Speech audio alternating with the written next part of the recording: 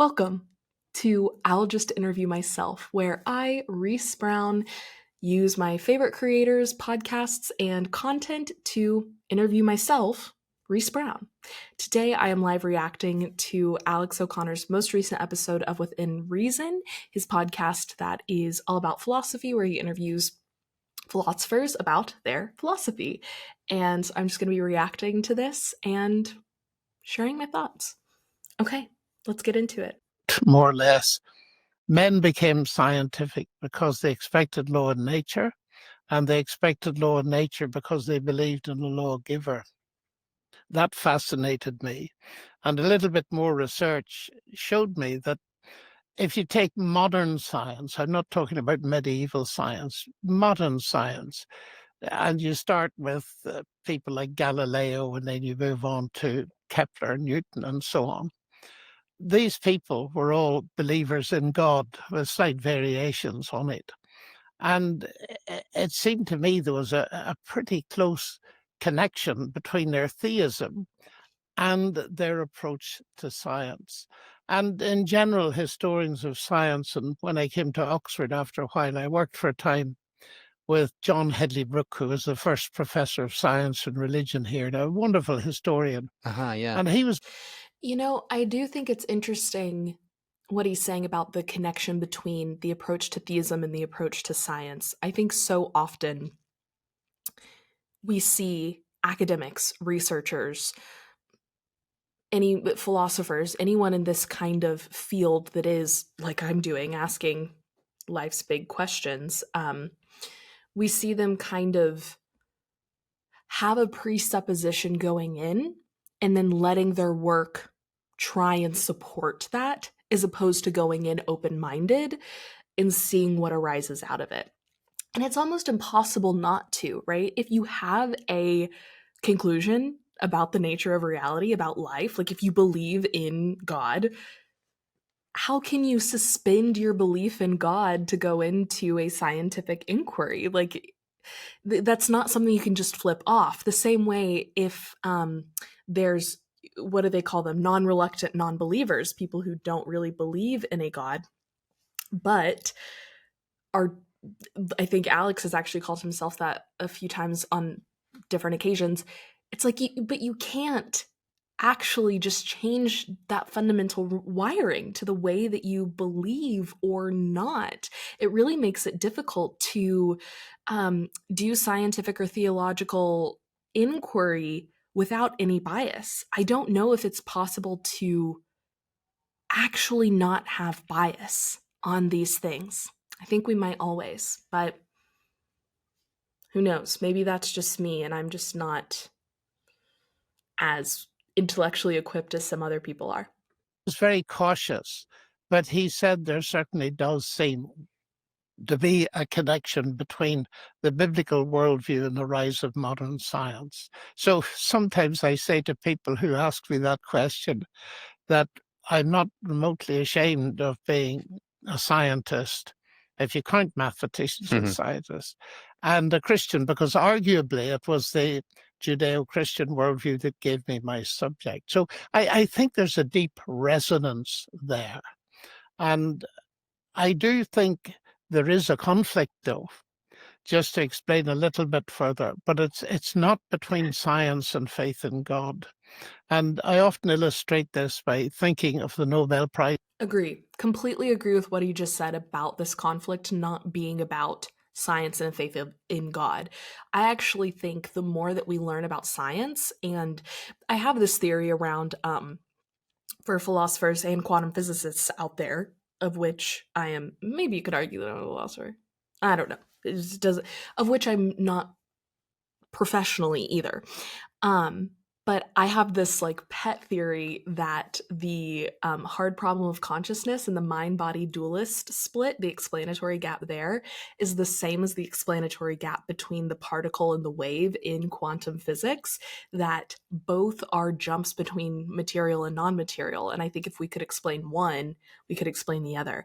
I also kind of think like on philosophical views like panpsychism, where I remember when in college, my philosophy of mind professor Dr. Andrew. Oh my gosh, what was his last name? His first name was Andrew, and he told us to call him Andrew, and that's all I'm remembering. But he was a wonderful, wonderful professor. And he talked to us about panpsychism, which is the philosophical theory that consciousness is base to everything, and that every single atom has consciousness in it, which seems like a crazy view just in saying it like that. And he, in talking about it, like proposed it to us by saying, now this is one of those weird views that only weirdo philosophers have. But over the years, it's become more and more popular as the question of consciousness has stuck around. And Alex actually has a podcast episode of Within Reason with, I want to say Jonathan Groff, but I know that is the actor who plays Kristoff in Frozen and King George in Hamilton. But maybe it's John Goth. I'll link it down below wherever you're watching, or if you're watching live right now, click over to Within Reason and save it to your watch later. It's a really great episode that goes into details around panpsychism. So all that to say, back to the actual content of this video,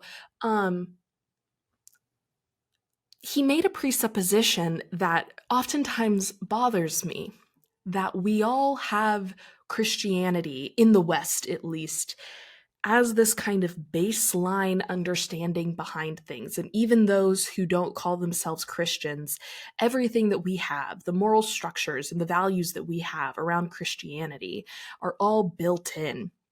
And we can't really escape Christianity, even if you don't call yourself a Christian. Everyone's in some respect a Christian. And I can't quite put my finger on why I don't like that so much. And there's a few different reasons why it's so hard for me to swallow that suggestion. And maybe that wasn't exactly what he was saying and I'm misinterpreting it, but I still think it's an important thing to establish, is that, one, so many horrible, horrible things have been done in the name of Christianity, right? Like the Crusades and witch trials, and even today, like taking women's bodily autonomy away in the name of Christianity, discrimination against the LGBTQIA plus community. Like, you can't say Christianity gave us all of these good, loving values when we see Christianity being used in an anti-loving way a lot. The Bible was used to defend slavery in the antebellum South during the Civil War and before it, when it was done in the United States. Horrible, horrible things that are defended by use of the Christian Bible. And it's just logically incongruent to me to say that these like loving civil values that we have, we get from Christianity, because I just don't think that's true. I think that's something that Christians like to say because it's like kind of the bedrock of a lot of the West with Catholicism and Christianity. And obviously there's a relationship there, but I hope you know what I mean.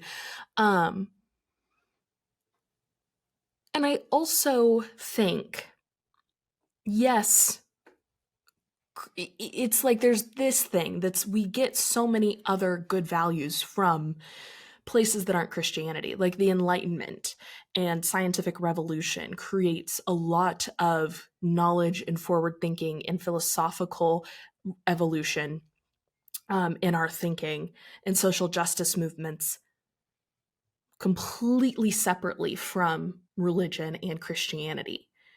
But then also, if you want to go one step further, it's like, okay, if we actually talk about the things that we have gotten from Christianity, what have we gotten? I'm like, as a young woman, I got arguably an anxiety disorder from Christianity. That's a whole other story.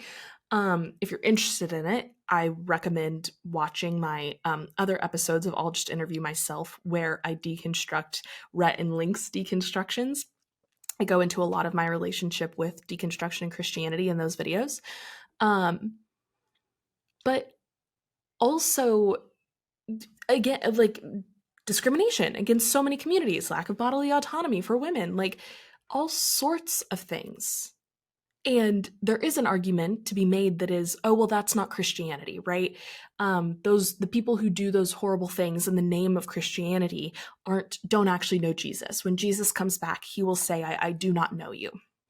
And that may be true if Christianity is real. But when we're theologically criticizing, maybe that's not the right, critiquing religions, you judge it based on its fruits. That's what the Christians say to do, right? I'm forgetting the exact verse that is, but you judge it based on its fruits.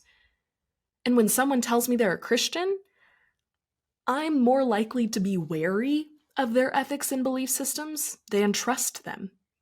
And if you're judging something based on its fruits and that's true, that's not a good sign for that religion. So I just really struggle with this, like, well, everyone in the West is basically a Christian. And it's like, okay, if that's true, in all of the people that say that are also usually defenders of Western society. And I think that's the problem. It's like, if you're going to say that that's true, I think you also have to be very critical of Western society. And those two worldviews often aren't held together. In physics. Because, take, for example, Peter Higgs, who won it, Scotsman, atheist, brilliant physicist. And then there's another person I know, Bill Phillips, an American Nobel Prize winner for physics and a Christian. And what that tells me, Alex, really is this, that their difference isn't in the realm of physics at all, or science, it's in worldview. And I see a real conflict between the theistic worldview and the atheistic worldview, and there are scientists on both sides. And so I feel that if we take that on board, we can make a more sensible exploration of this whole, well, I think it's a myth, and a lot of historians do as well, that science and religion are necessarily in conflict. I think as a final codicil, I would say it depends what religion you're talking about.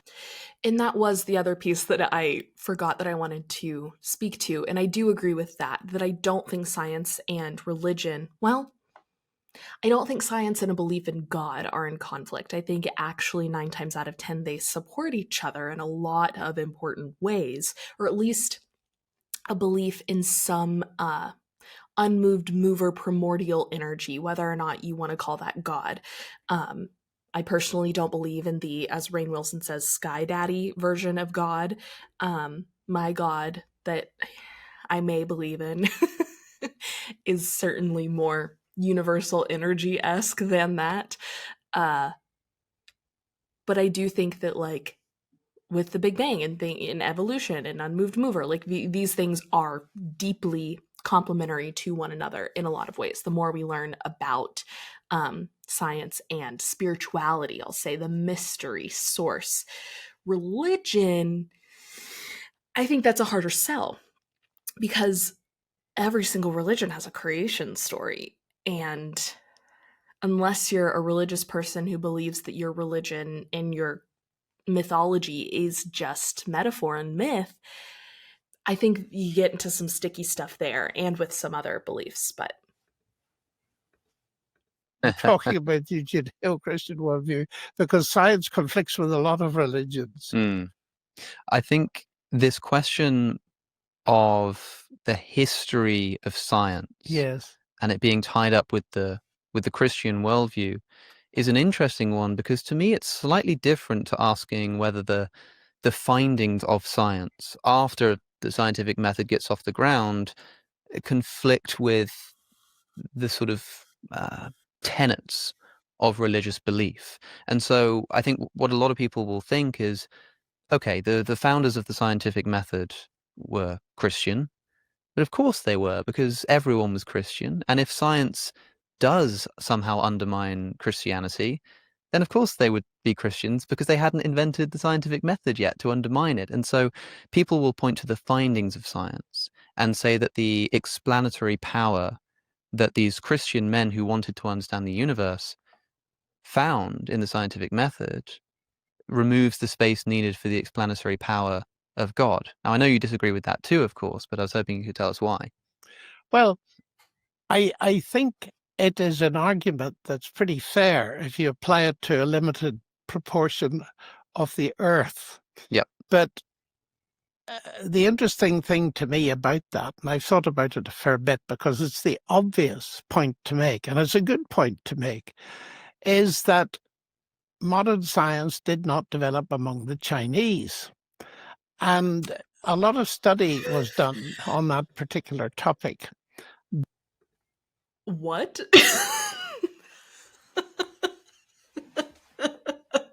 Okay, I'm not a historian, but what a crazy thing to say in response to that question. What? And sure, maybe a lot of the way we practice modern science is westernized, but there is a lot of science that we get from the East and the global South. The more that we learn about the body, the more we're seeing Chinese medicine and Ayurveda like coming back into popularity because people are having a lot of success with it. And acupuncture, right? That's a Chinese medicine practice. Yoga, things that were Eastern and global Southern, we're seeing movements towards now more than ever. Buddhism is something that's been completely co-opted by the West as a philosophy that's been practiced for thousands of years in the East. And I think it's deeply unfair to say, like, well, these non-Christian communities didn't come up with OG science, good science, real science. And it's because their science just looked different. And sure, that is because they have different philosophies and religions and ways of understanding the world. Their science is going to develop differently. That doesn't mean that ours is better, ours is right, just because it was influenced by Christianity. There's different ways of doing science. Western science also believed that we were the center of the earth for a really long time, believed that the earth was flat for a really long time. Western psychology did some horrible, horrible experiments. That just seems like a really incongruent argument to me, that because it's grounded in Christianity, that's what makes Western science more successful. I think, if anything, we're starting to see the downfall of a lot of Western practices. And maybe because of the way that they're rooted in religion. A lot of people would argue that the downfall of the American political sphere, the United States political sphere, is because of the lack of upholding of the separation of church and state. And I would have to agree with that. By a very famous sinologist who actually, did he found the Academy of Sciences in China? I'm wrestling for his name. You probably know it. I'm not sure I do. But he did a lot of research, and he was principally a Marxist in his viewpoint. Mhm. And that is what makes his conclusion very interesting. He certainly was the author of a massive dictionary of scientific science and all that. He tried to explain within a Marxist framework why modern science of the type you described Right. didn't arise in China. And the conclusion he came to was it was a difference in a fundamental presupposition of the idea that there was a unification, in the sense that there was one creator who had created the universe and created the human mind to study it. And the Chinese didn't have that. That was his view. So it seems to me that that is an interesting response to this. If you take the whole world, That is an interesting response to this. I don't know if that really has any bearing on the question, though, because I think maybe here's my problem with it, is that baked into all of his answers is the presupposition that Western science is the epitome of good science. And maybe it is. I'm not a scientist. Again, I'm not a historian either. Maybe for scientists it's like no it is, but based on my little understanding of science, I think that we're beginning to see a more global view arise in academia for a reason. A lot of academia is pushing a lot of incorporation of Eastern thought for a reason. Um, and yeah, in my master's, a lot of what we talked about was being um, not critical of something just because it's Western, but being critical of everything we read and all of the things that we've been told, like the Western literary canon. All of that is, sure, comes from a Christian background, but the Western literary canon is all straight white men. So you're going to tell me that it's good because it's Christian? That is another like conclusion to me that's like, no, you see how that actually led to something really bad and diminishes a lot of thought as opposed to being inclusive. And I don't think we should criticize something just because it happened to come from the West. I think we should have a holistic view and be critical of the root of all of these things. And maybe at the time period that they're speaking in, I don't know exactly what the religious state of China was, since he's speaking to China specifically. And I know that Buddhism is more of a philosophy than a religion, but even if there was like Hinduism, Taoism, I don't know what exactly would have been practiced in China at the time. I would still think if they believed in a creator, it just looks different, right? Like, does that mean that their science is wrong? Like that, I don't know. I don't know. Modern I science truly arose don't in a know. particular place at a particular time where, in a sense, the general background was Christian. But on the other hand, it didn't arise where the general background was very different. So I think that's how I would Very respond to it. different. Does he know So what it two was? questions come to mind. Does he know what the background was that he's criticizing? I don't know this professor. I feel bad that I'm automatically being super critical of him. That just, he may be really wonderful and a really great man. I truly don't know him. This is the first thing I'm seeing of him. So I don't want to be overly critical if he's done a lot of great work for humanity and society. But to say all of this science has arisen with in the world where Christianity was the background as opposed to China where it wasn't. It's like, okay, well, what was the background then? Because inherently, doesn't that diminutize whatever that is, that they didn't get this same science? And maybe in saying where it wasn't, he means collective. Like there wasn't as much of a collective agreement, that their religious and philosophical beliefs were more varied. And I could see how that would make um, any sort of scientific consensus more difficult if you don't have one overriding religion or worldview that is generally agreed upon. It would make scientific consensus more difficult. But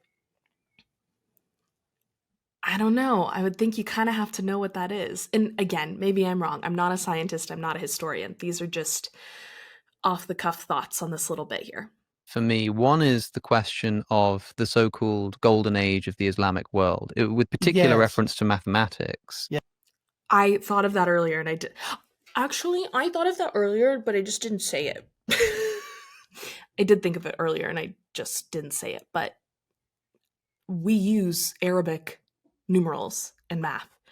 And how many logicians and rhetoricians and reasonicians, all the different strict, logical, rational people say that like math is the epitome of everything. It's Islamic. Yes. Which will make people think, okay, science arises in the Christian West, but we also have this rich tradition of We science do. and discovery That's within Islam absolutely as right. well. And the extent to which you said it depends which religion you're talking about, I wondered if you had a view on whether Islam can be similarly credited with I scientific think knowledge. I'm not an expert at Islam, but I used to be very interested in what went on in the House of Wisdom in Baghdad, Mm-hmm. where a lot of work was done, and some of it by Christians, by the way, working away at translating some of the more ancient classical documents into languages that were available to people around.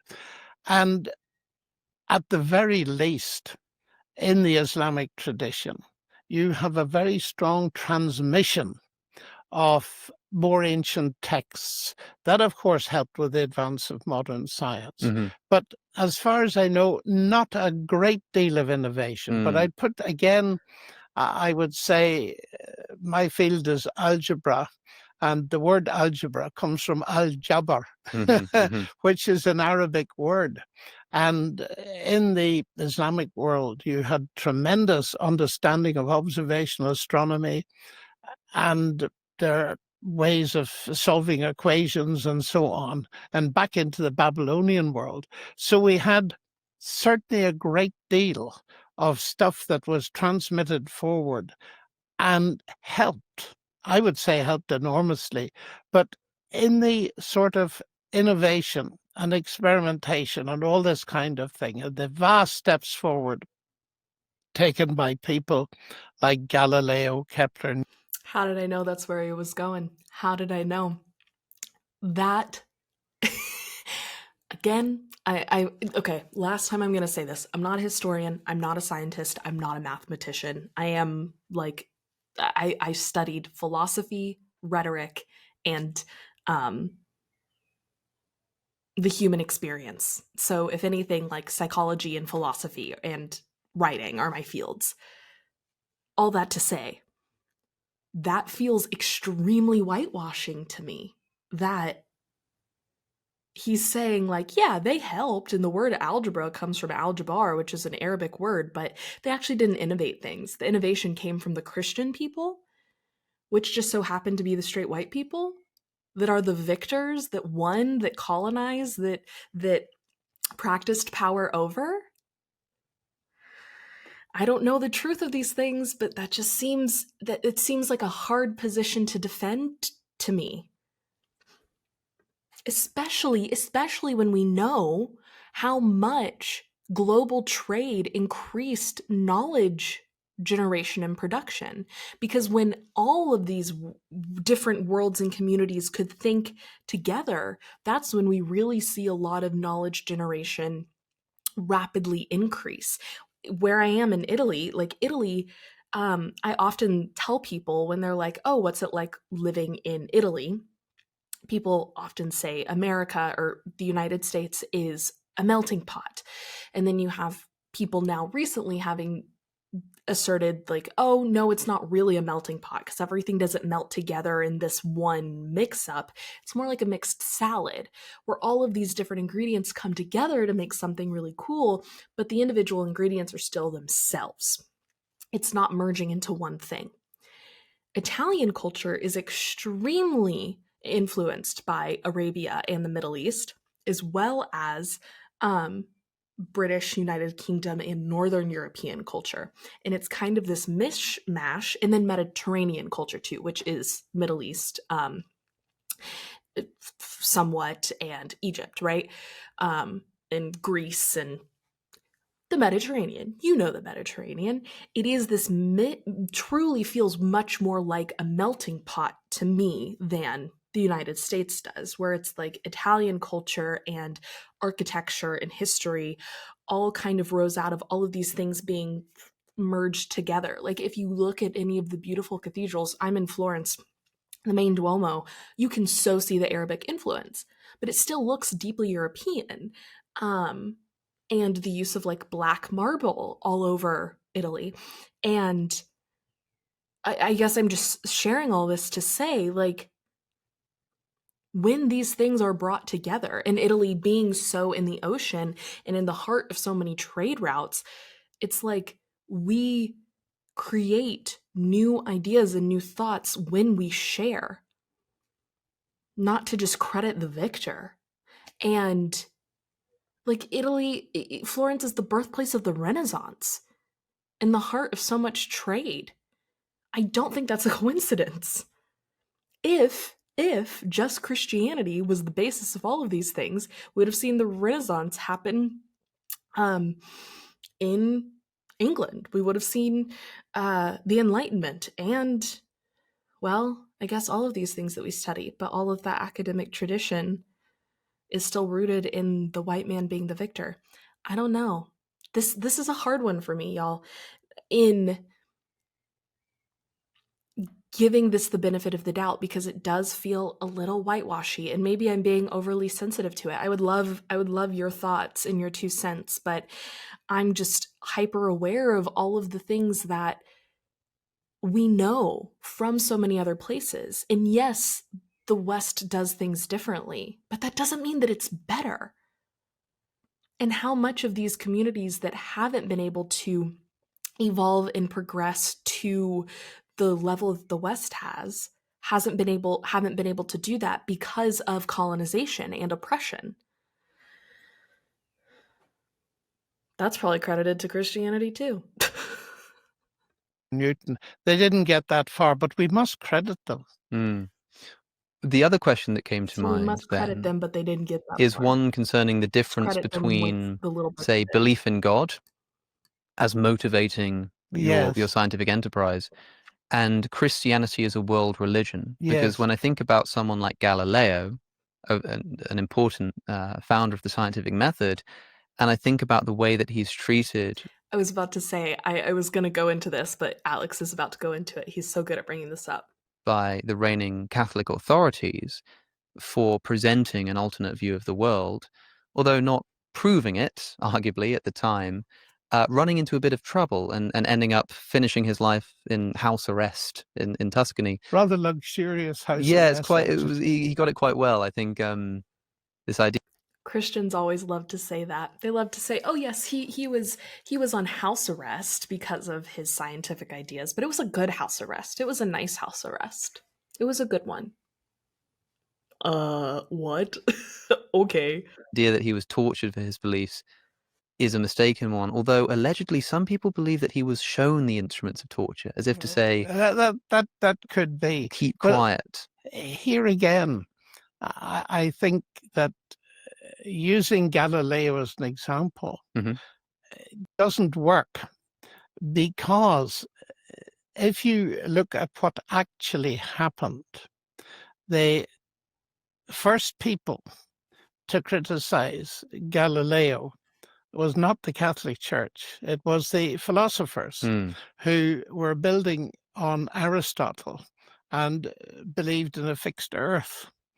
And the church got involved rather foolishly because it had climbed on the Aristotelian bandwagon. Yes. So you could argue that this is not really science versus Christianity, because Galileo was a Christian. He Yes. believed in God before he started all this and when he finished.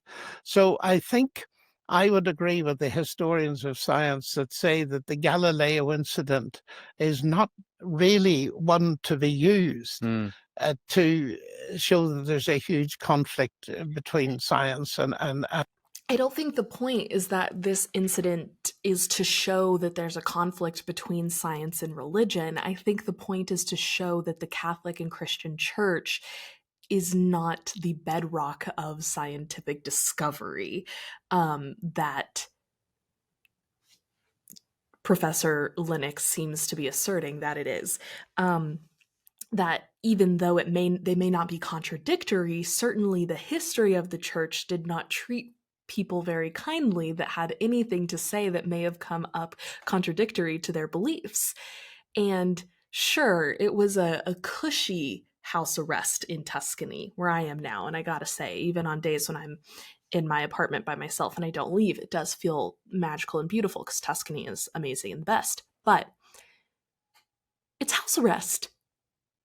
And I think I could be wrong about this, but I believe that there is some sort of thing that, like, he said that he was Christian when he died and kind of recanted something just in practice, but not in actual belief. I could be wrong about that with Galileo's story, but that's not, I think, what Alex is bringing this up here to say. He's not saying, see, this is why science and Christianity don't work together.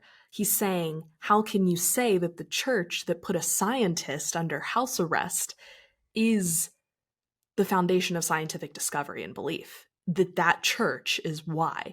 And I think there's a difference here, the distinction between belief in God and belief in the religion, and the religion in the church as a societal construct, like the personal belief versus the church as a governing body, does not seem to take kindly to anyone who is trying to move forward beliefs that we now know to be true, that seem to call the religious belief into question, because that undermines the church's power and authority. And religion. Yes. I think the book Galileo's Daughter is well worth reading on this story. And Galileo was a bit silly, you know, and unwise in what he did. He he insisted, first of all, on writing in Italian, and that irritated the experts who thought everything should be done in Latin. Mm-hmm. And secondly, he wrote a text and put the views of the then Pope, who had been his friend, into the mouth of a character he named Simplicio, Yes. the fool. And as for PR, I think he comes fairly near a zero. Yeah, actually. and he'd been Okay. told by the Catholic Church not to write about heliocentrism, but there was some dispute over what he was allowed to do, and so he writes this philosophical dialogue where he's like, well, I'm not writing an essay in favor of That's correct. heliocentrism. I'm writing a dialogue. It's just that the character that disagrees with me is called the fool. And that's what finally did it seems, for the church.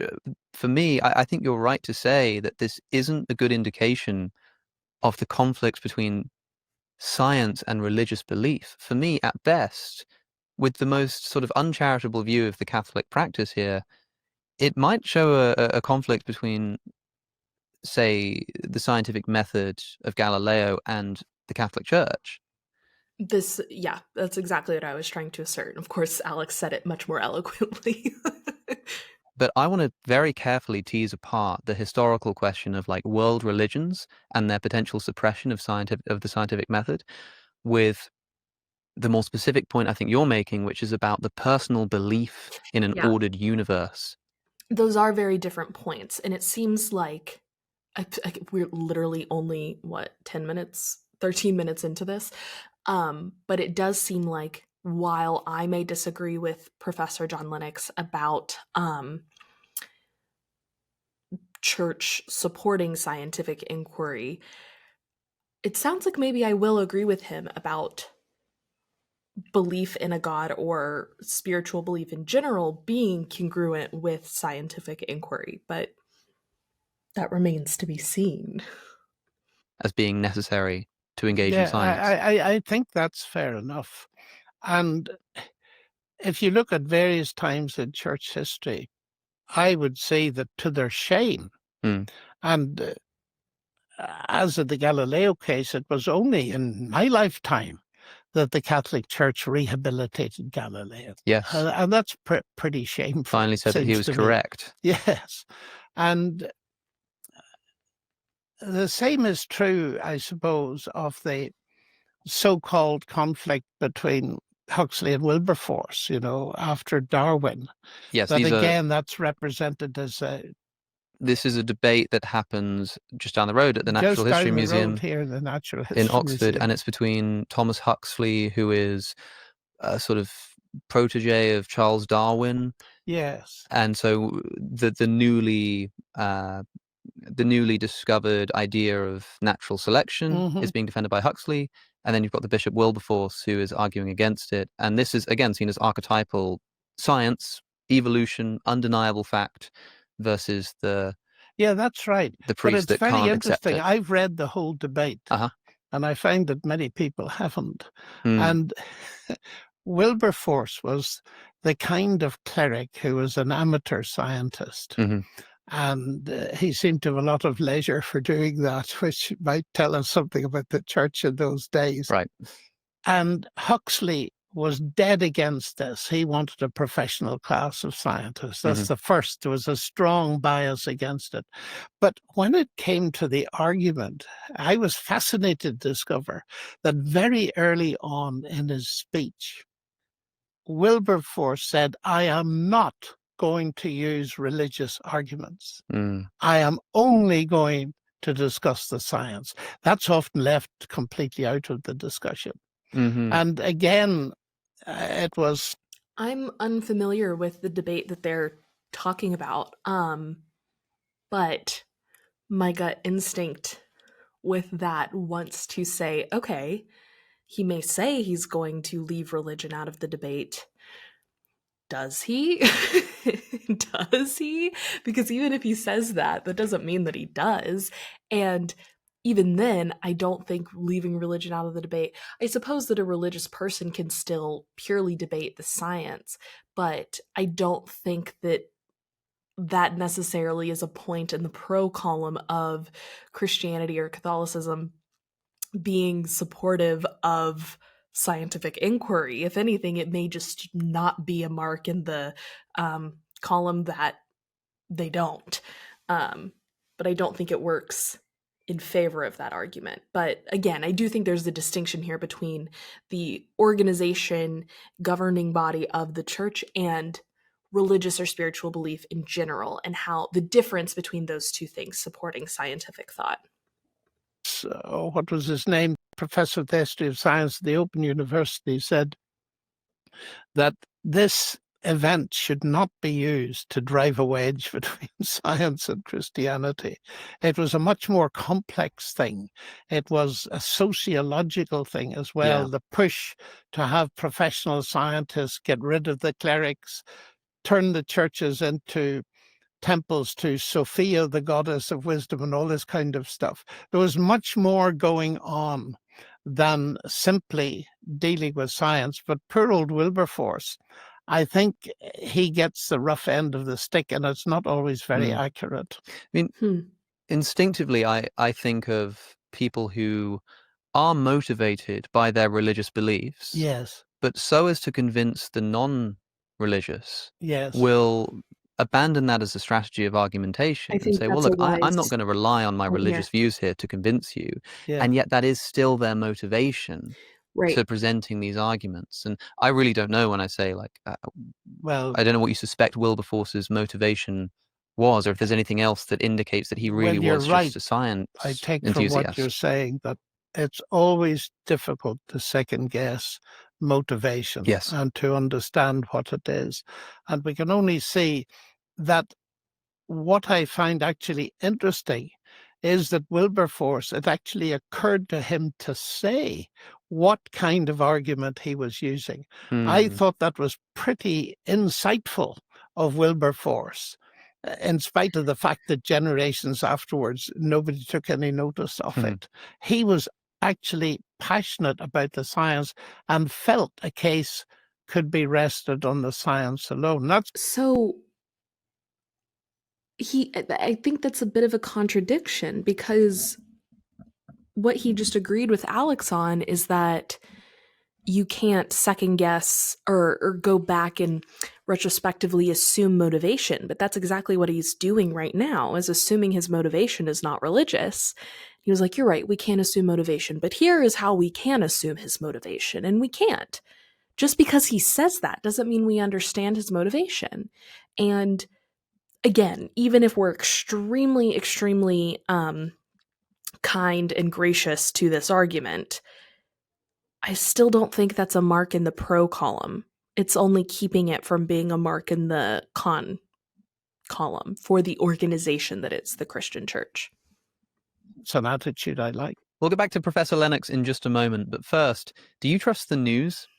I don't. And a lot of that has got to do with the Ground news bias is that awesome. inevitably seeps into Support media Alex. reporting. We can never get rid of media bias, but wouldn't it be objective? Exactly what and international out by going that he was using ground news to the left. News even based on the personal geographic Alex OC, or by Go to scanning the QR code groundnews.alex that's on your OC. screen. Support Use my Alex. link to get 40% off their unlimited access Ground Vantage News plan. is a With that fabulous said, organization, and Professor Alex Lennox. Do you deserves their think support.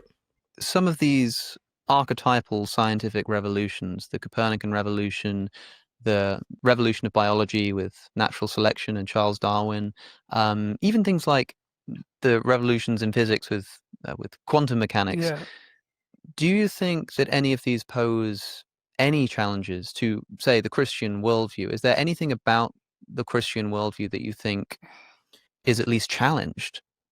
I do think it's notable that there are sects of Christianity that believe in young earth theory, that believe the world has only been around for 6,000 years, that still do not believe in evolution.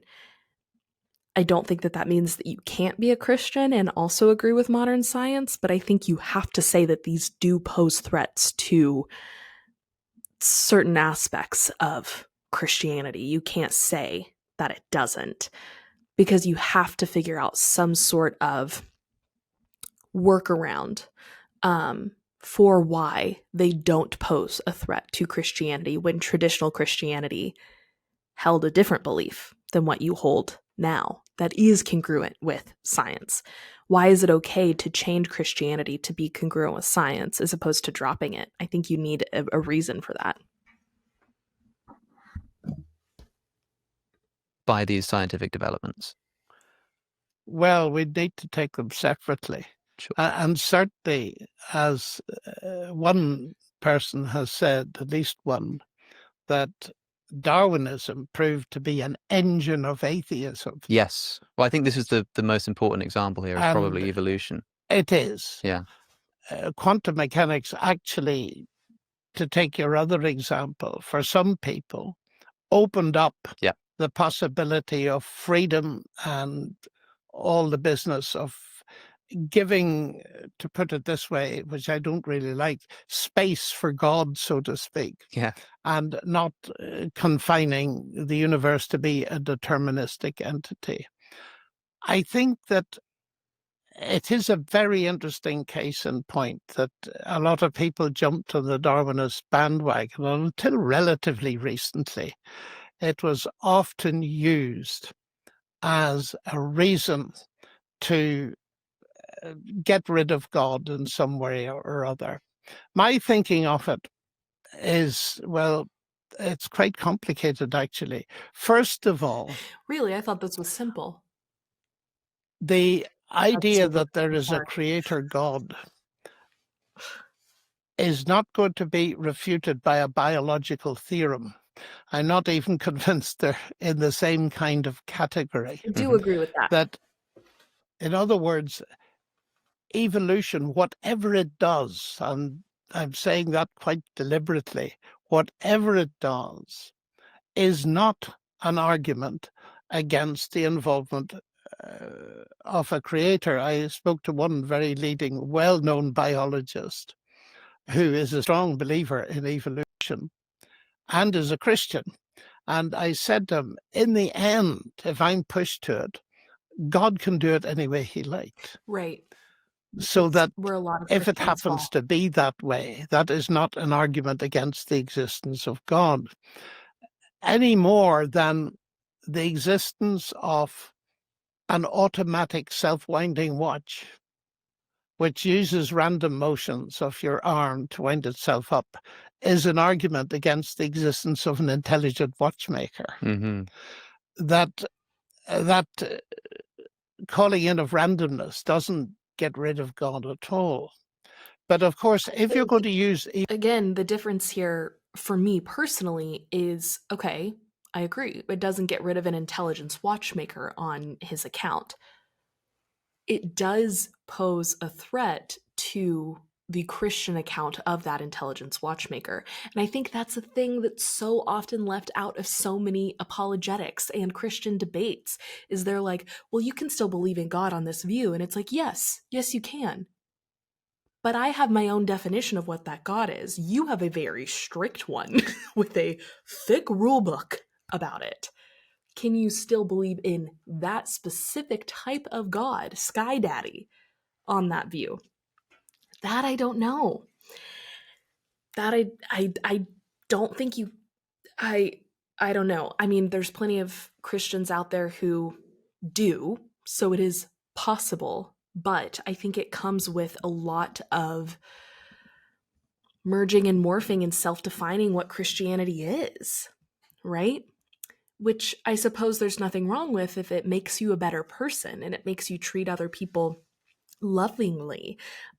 Please, whatever makes you a better person and treat other people lovingly, do. Absolutely. But when we're talking about logic here, sure, you can believe in an intelligent watchmaker without that intelligent watchmaker being the Father, Son, and the Holy Spirit, and Jesus dying and being crucified on the cross for our sins, right? You don't have to have all of those together. Evolution as an argument against God. First of all, you've got to know that evolution is true and you've got to define what it does. Mm-hmm. That's the first thing. And here you run into very many more difficulties now than you would have done 20 years ago. Right. And I just make 2 points, and they're quite important points. And that is, we need to distinguish between evolution and the origin of life. Mm-hmm. Now, That's Richard Dawkins, as you know, who's a brilliant writer, I must say.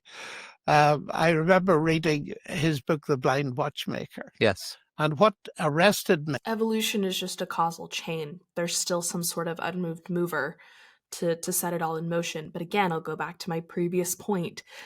Doesn't mean that it is the Christian unmoved mover.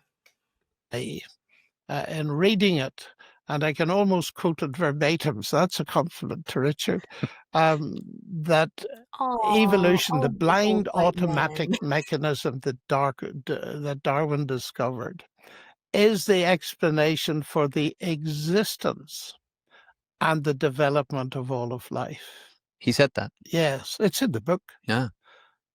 And it took a very long time for him to realize that the first part of that statement is false. Yes. For a very simple reason. Because evolution, again, whatever it does or doesn't do, depends on the existence of life to do anything. So it cannot be the explanation for life. Now, of course, people these days get round that by talking about chemical evolution and so on. That's nothing to do with mutation and natural selection, and we could go into that. But as a mathematician, it's the former interests me more. That is the origin of life itself, because it's almost equivalent, though not quite, to the origin of information. I see there a huge problem. But staying with, now, the second part of Dawkins' assertion, it explains all the development of life. Now, here's where I think one has to be nuanced and to be fair, because Darwin was brilliant. He observed things that people had not observed. He observed changes. For example, the famous study of the finch beaks in the Galapagos Islands. And I do think the tricky word there that you have to invite in nuance is all, right? And to show my hand a little bit here, I'm not a huge fan of Richard Dawkins. I think that for all of the great work that he has done in recent years, his harm to the transgender and queer communities is horrifying and deeply problematic. And I think that one thing we see with a lot of people who begin their work being deeply curious is that once they have something that it's like, oh, I was really curious about this thing, and then they think they've solved it, and then they cease to be curious about everything. And I think that the best thinkers, the best thought leaders, the best philosophers are the ones who maintain curiosity despite any findings that they have, and are aware that even if it pertains to their own work, that it should continue evolving. I always say with the coherence matrix, which I talked about at the very beginning of this stream, that it invites rebellion. It invites critique. It should. It's scaffolding for you to take apart and rebuild in your image, in what works for you. And that's kind of the problem that I have with his work, is that it feels as though he ceased to be curious, not just about his specific area of expertise, but now kind of about everything. And he kind of just prides himself on being the smartest person in any room. And it's hard for me to respect any new things he puts out because of that. But all that to say, I do think that in this sentence that Professor John Lennox is talking about, I mean, in any logical reasoning class I ever took, they always teach you be super wary of words like all or never.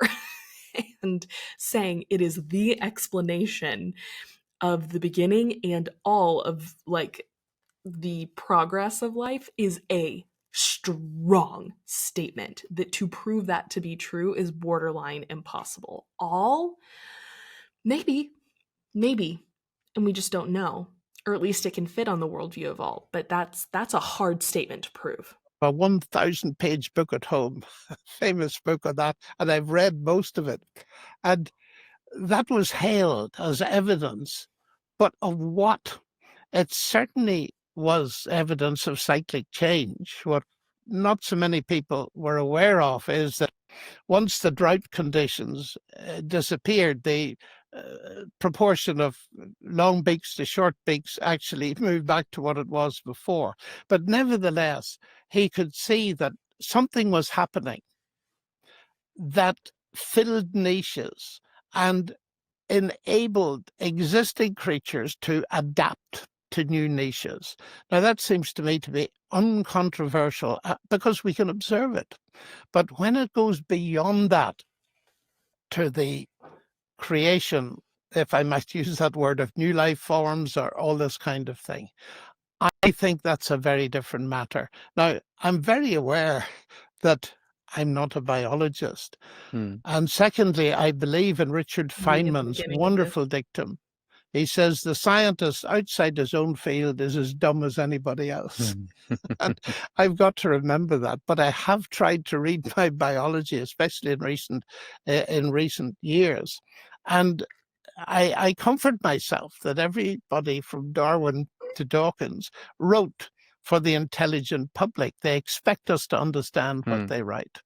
And I have a huge difficulty with that kind of what we may call macroevolution. But much more interestingly is what has happened in the last few years with so-called systems biology, where the Darwinian mechanism, well, natural selection was his, mutation was later. But if we put both together and we have the neo-Darwinian hypothesis, that has been called into very deep question as being totally inadequate. Here in Oxford, Dennis Noble, one of the most fascinating characters, fellow of the Royal Society, and he's debated Richard on a number of occasions.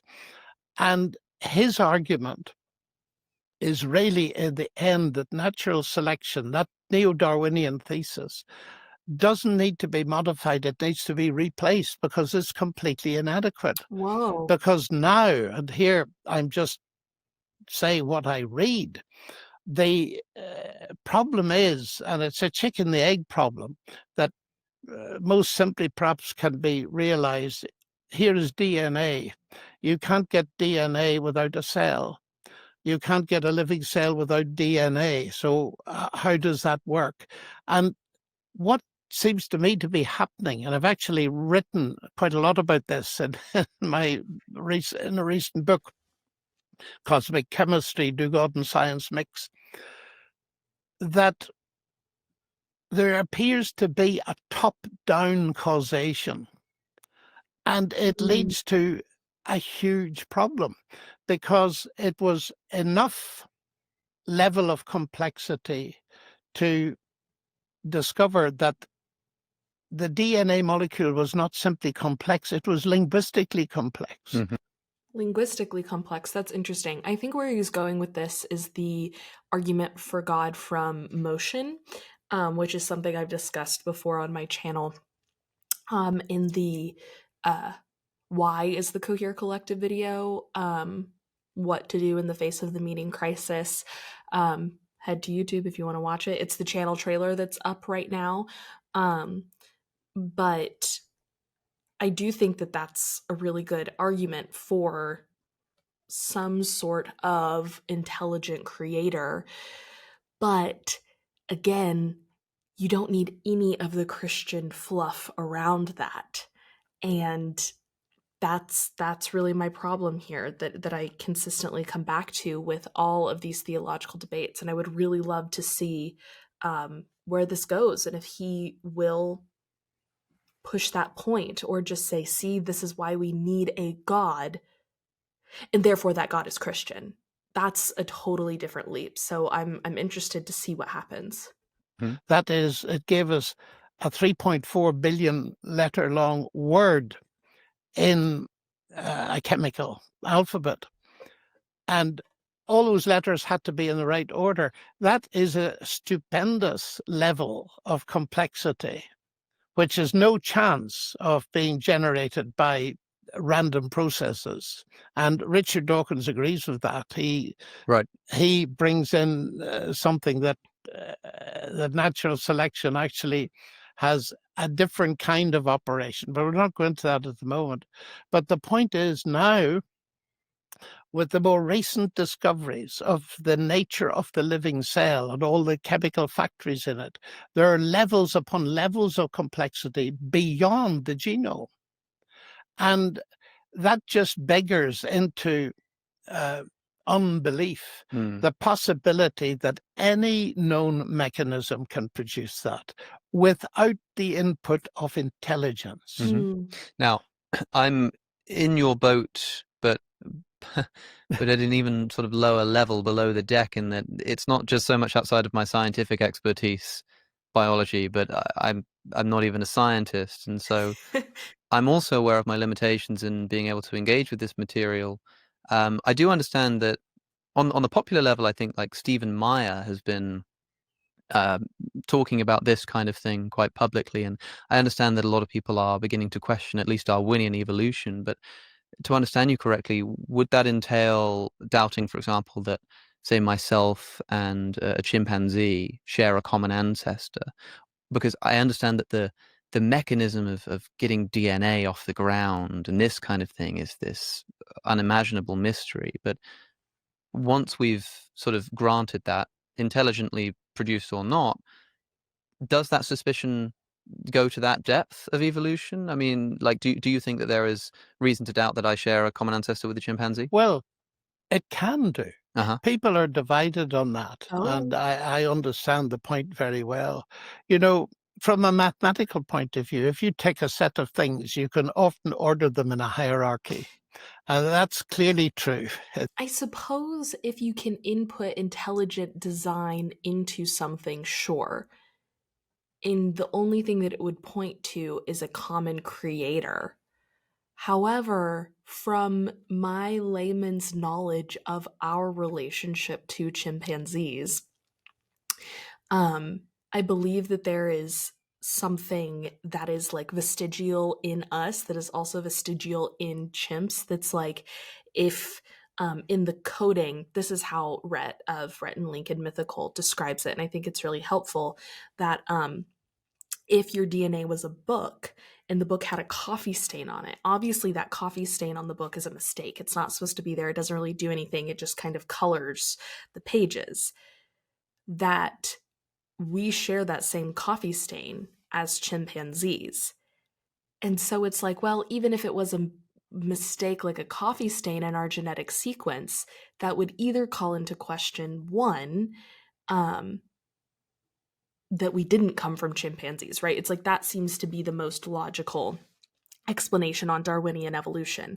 But if we grant kind of what his argument is that with an intelligent creator, you can just make those slight changes to the playbook, I guess, of our genetics, and putting that into the cell first, and then just like tweak a couple things for chimps or for humans, depending on which one you start with, and you just so happen to leave the coffee stain. But I think then it's like, oh, well, how smart is the creator? You're talking about a perfect God here. Why would they leave a coffee stain on the one that's different? depending on whichever one it comes from first, right? Like, in then creating new genetics for us, why wouldn't you stain remove first if you are a perfect, intelligent God? That doesn't make, I think that that's a problem here. In Yeah. the animal kingdom, you could use various criteria for organizing them. But the whole question of common ancestry assumes that you've got a mechanism that drives the one to the other. Mhm. And I often use, well, I sometimes use an argument that I think Darwin was aware of in some way. I have a vague memory that I got it from one of his letters. Mhm. But it's something like this. You and I are biologists, and there's desperate need in the world for some kind of grain that resists, let's say, floods and so on and so forth. And we sit in the laboratory and we genetically engineer a new type of wheat that's very successful. 1,000 years hence, people are investigating the archaeology of this, and they're trying to determine what is related to what. Now, they know nothing about us or what we Mhm. did. And their research, if it's done on the basis of a dominant naturalism, will completely miss the fact that there was an intelligent input at one point creating this new level. And that'll be due to their methodological assumption. Yes, that's right. And you can't blame them in a way if Uh-huh. if that's the way they're working. I don't think that's true either, because I think, per Occam's razor, if you can explain something completely rationally on materialism, why add in this non-material being? And I guess I don't like the argument he's making. I think the other one maybe was better, that it's like, no, you do need something non-material here, or something godlike. um you need something godlike to create the DNA in a cell in order for evolution to take place in this chicken and the egg cell DNA cell exchange. You need something godlike first to input the intelligent information. But in actual scientific inquiry, you're never going to just miss something that has evidence for being there, unless like you have some sort of deep flaw. But like, say the investigation here is thorough, and you do get a completely sufficient explanation for why this wheat is the way that it was, why would you say there are these intelligent designers if you can explain it on materialism? I guess, I suppose it's like, well, doesn't the designer work through the materialism? Maybe. And the methodological assumption is just that there was no designer there, and the materialism just so happened to happen. But I think you get back to, well, no, if it couldn't just happen at some point, you need something godlike. I don't think you would just miss it, is the point I'm trying to make. I don't think you can just miss God because of a methodological assumption, per Occam's razor. But So it seems to me we got to be extremely careful that the ability to organize things into various hierarchies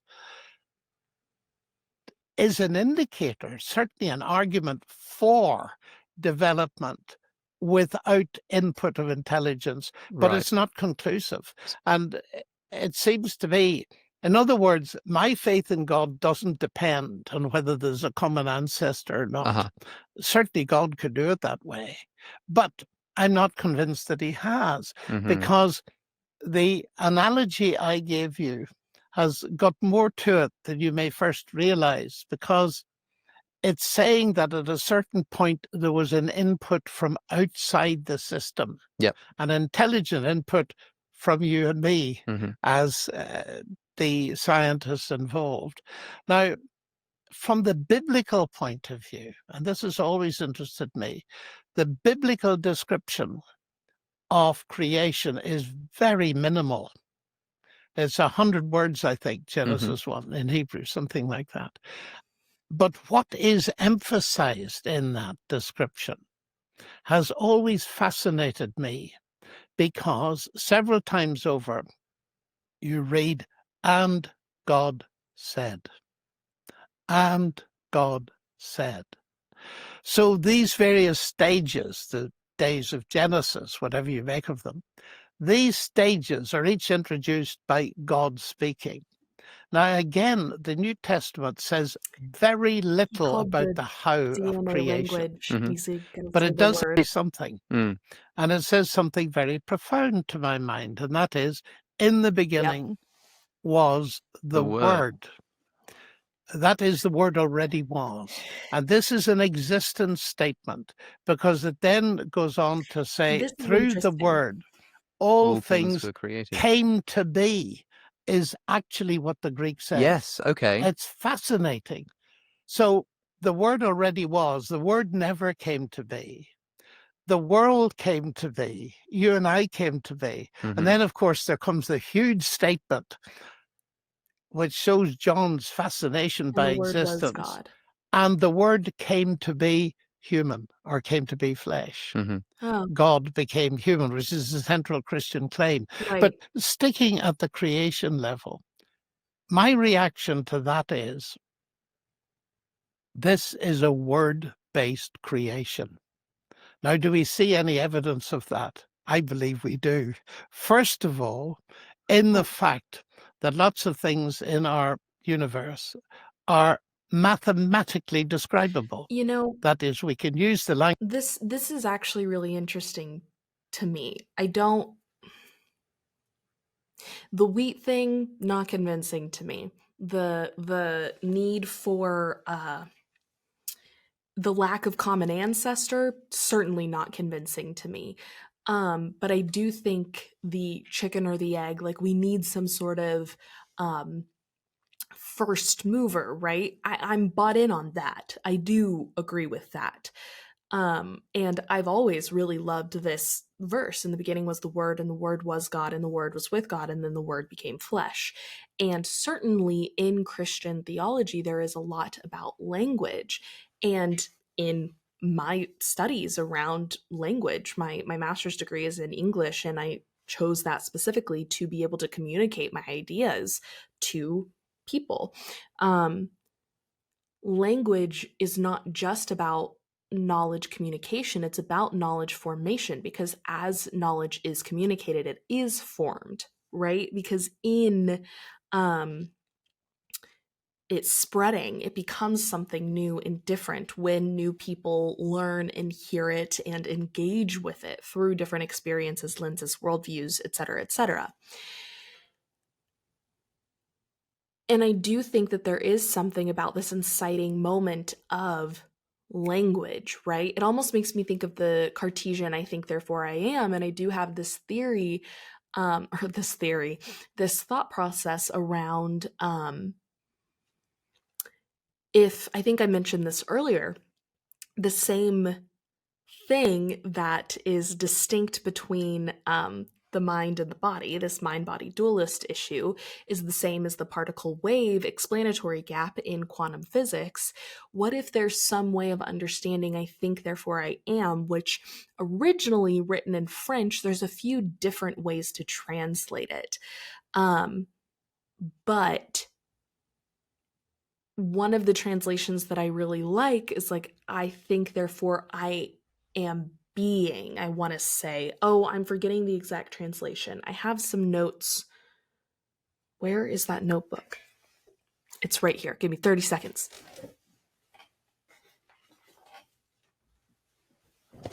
At least it should be in here. But with I think, therefore I am, it's like, what if that language of becoming is the moment of consciousness arising? And that is when selfhood is instantiated this not just consciousness, but consciousness of consciousness, right? I think, therefore I am. It's not in here. I'm going to grab something else.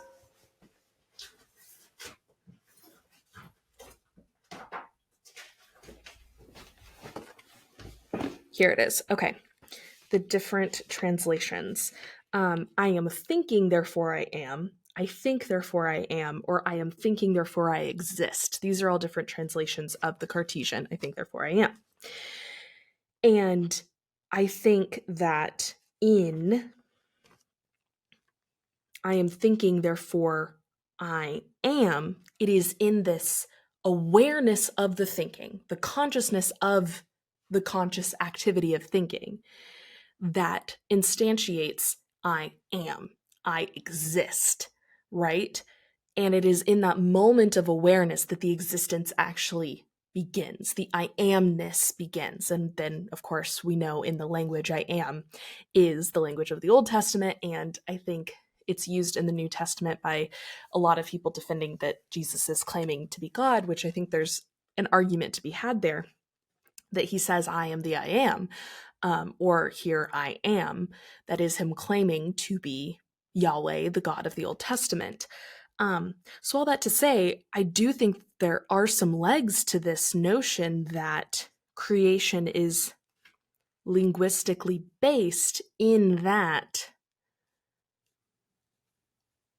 we think in language. And when I say that, I don't mean sentences, words, like English as a language, right? I mean, we think in we can't think outside of communicating, because you're communicating something to yourself. And there's all sorts of languages that communicate different things. Body language, emotional language, therapy language is something that's really popular in the zeitgeist right now, right?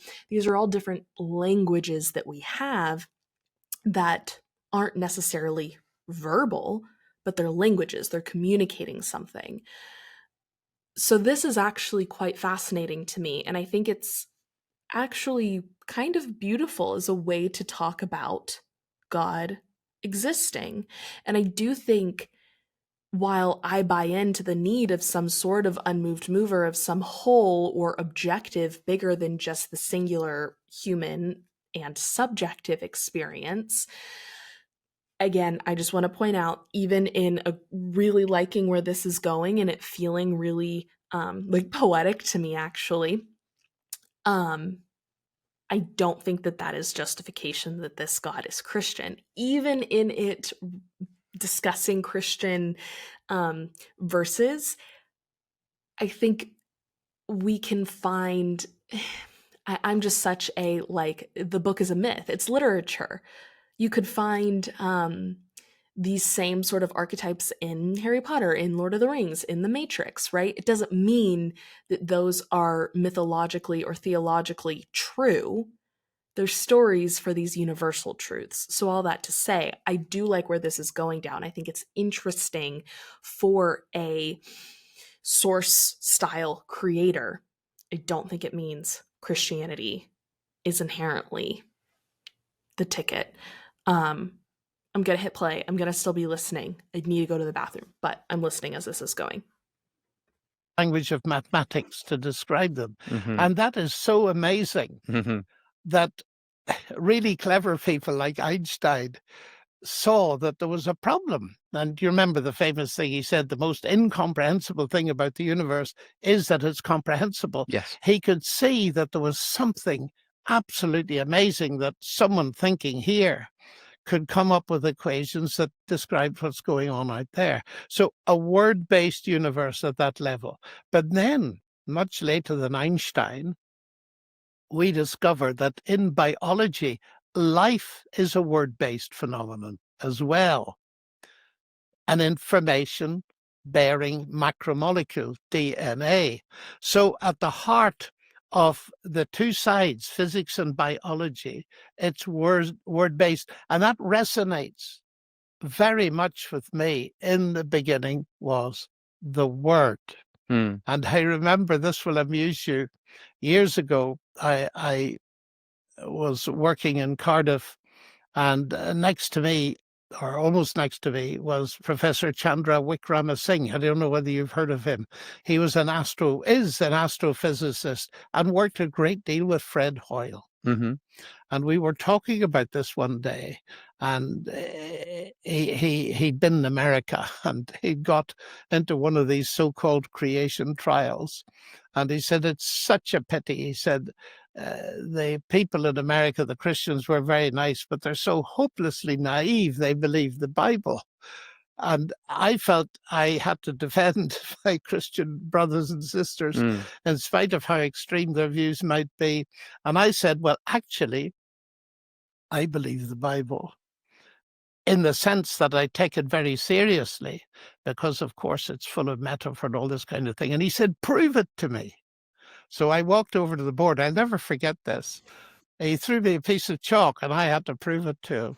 So I wrote, and God said, let there be light. So Chandra roared his head off and he said, there you go. You're as naive as the rest of them. Do you think God is a voice box and lungs like they have? And I said, Chandra, now you're being naive. This is very simple language. But if you don't mind, let me put it in different language. So underneath this, I wrote, in the beginning was the Word. And he said, what does that mean? And I went on, and all things came to be through the Word. Well, I said, word, speech, information. And he stopped me at that point. He said, what did you say? I said information. You heard me. He said, are you meaning to imply that this biblical text somehow refers to the concept of information? I said, it looks like it. And then he said, does Fred Hoyle know about this? I said, I don't know. So he told him. He arranged a meeting where we had a long discussion with Fred Hoyle before he died. And I remember that so very well. So it seems to me that, summing this up, sorry, it's been a bit long, this has been one of the big things in my own understanding, that God started biology according to the Bible. He told human beings to name the animals, and taxonomy Yes. is the basic intellectual discipline, naming things in all disciplines. We use taxonomy, and God wasn't going to do it for them. He said, you go and do it. So God is for biology, you see. And that is a mandate to my mind, that we are left to have the interest, fascination, and enjoyment. My struggle here is that I do like what he is saying about language. And I think that in being able to think in and of itself, in the Cartesian assertion, I think, therefore I am, I am thinking, therefore I exist, the thing that has to exist before that is language, some way of thinking for some consciousness to become conscious of, right? That information. And I do agree with that piece of this argument. The thing that I just keep getting stuck on is that means that it's the Christian God, right? And I'm like, can we just separate that out? Because this idea is actually really exciting to me. But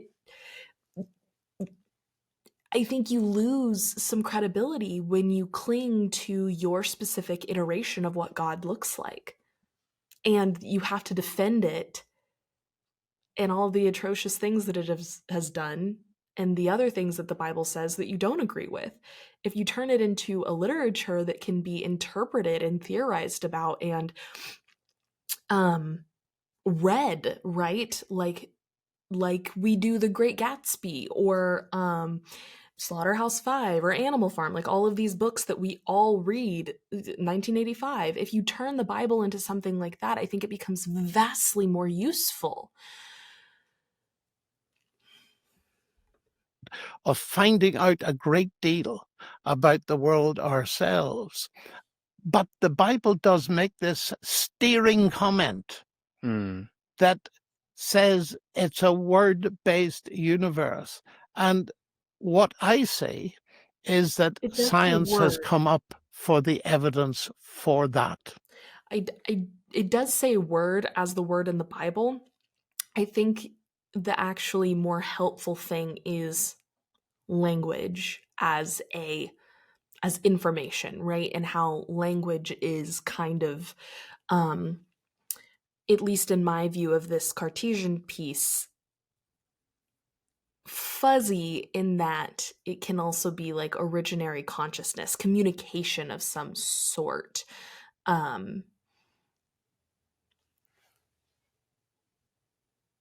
Yeah, I don't know if I'm describing that very well, but I hope that that makes sense. And that's my big problem with the naturalistic worldview. There's no believable generator of word-like information that any of us know about. It always is associated in our experience, at least, with a human intelligence. Well, what jumps out at me from what you're saying, just at the end there, you say word-like information, and I Word think like, that yeah. this let's say this term word, Yes, I want to be careful not to use it too promiscuously, yes, because there's the words that I'm using to speak in the language that I'm using, and then there's the so-called language of DNA, which, as far as I understand, is something of an analogy. I mean, we're not talking about words in the sense that I would use words to construct a linguistic sentence, but it might sort of work in a similar way, information being Language. put together in Right. such a way as to produce something larger than the sum of its parts. You've also then got That I feel like I've been streaming for how long have I been streaming? Almost 3 hours. Wow. Um I need to go get food because my brain is starting to wither and fade. But that is kind of what I mean with this, like, it's not words language that is giving a rise to consciousness, but when I'm talking about this, it's like almost using words and um discursive language as a metaphor for the language of DNA and consciousness, that it gives rise to something bigger in this gestalt way than the sum of its parts. That thinking is the language of consciousness. That's what I'm trying to say. I'm going to hit play again and go get some food. I'll be right back. the word that God speaks in Genesis, which is when he says, "Let there be light," which reads to me like a pronouncement of the divine. And then, of course, you've got Jesus being the Logos, which is yes, usually translated as the Word. yes. But if I were to equivocate the Logos of John's prologue with Genesis chapter 1, then I'm thinking how that would read to me. When God says, "Let there be light," he sort of does it through Jesus, which is in keeping with the vision of creation in John 1. Hmm. But I'm wondering exactly how I don't want to say equivocate, but how exactly you I uh, think you mean equate. equate, Yes. equalize, whatever you like, this logos of John 1 with Genesis 1. I mean, literally speaking. Well, I used the word resonate, Uh-huh. and I certainly didn't use the word literal, which is a very Yes. dangerous word Yeah. in my Yeah. Yeah. view. That's one that's used promiscuously, if Mm. ever there was one. Within computer science and biology, nowadays people use that kind of terminology. They use computer language in biology, and they use ordinary language about words in computer science because there's a very intimate relationship. Mm-hmm. In that, I think what many biologists say to me, and in reading their material, that it's word-like in the sense that the DNA letters code for the amino acids which code for, and Yes. Yeah. that's the word, which code for the proteins, which are the building blocks of life. So if you like to say it's an analogy, but it's an extremely powerful analogy Mm. because at the very Like I base was saying level, earlier, you're communicating information. this Now, communicating this of is a difficult information, area. words are to discursive language as thoughts are to consciousness. But I think there's a broader concept of language that isn't just language that's just like information translation that we also use the word language for, and that's why it gets so murky in here. But that is, I think, what I'm trying to say, and what I find really fascinating about this suggestion that he's making. And I also like his word of resonance, that this truth, if we want to call it that, like lowercase t truth of language being the thing that is almost like godlike, right? That kind of has to exist before conscious awareness, awareness of awareness, consciousness of consciousness. That those verses in the Bible feel resonant of that lowercase t truth, not proof of it to me. Yeah. Yes. I'm very well aware that if you ask me, what do you mean by information? It's like so many things. We don't exactly know how to define it. Yeah. It's like Augustine said about time. Everybody knows what it is until they're asked to define it. Yes. It's one of those things. But one of the things I believe that has come out of physics, although that's debated up to today, is that information, in the sense of we live in an information-based world, is not derivable from physics and chemistry. Now, that to me is a massive block in the way of a materialistic explanation of life, mathematics, everything else. Because if information is not in the end material, then no material explanation is going to work for it. And it seems to me the death blow to materialism in the ultimate sense has been given by physics in talking about information not being reducible to physics and chemistry. So these are a lot of the explanatory gap, which is what I was talking about earlier. I don't know if that's exactly what he's talking about here, but that's what it feels like. These waves can't be reduced to particles, even though that's how they instantiate in our reality.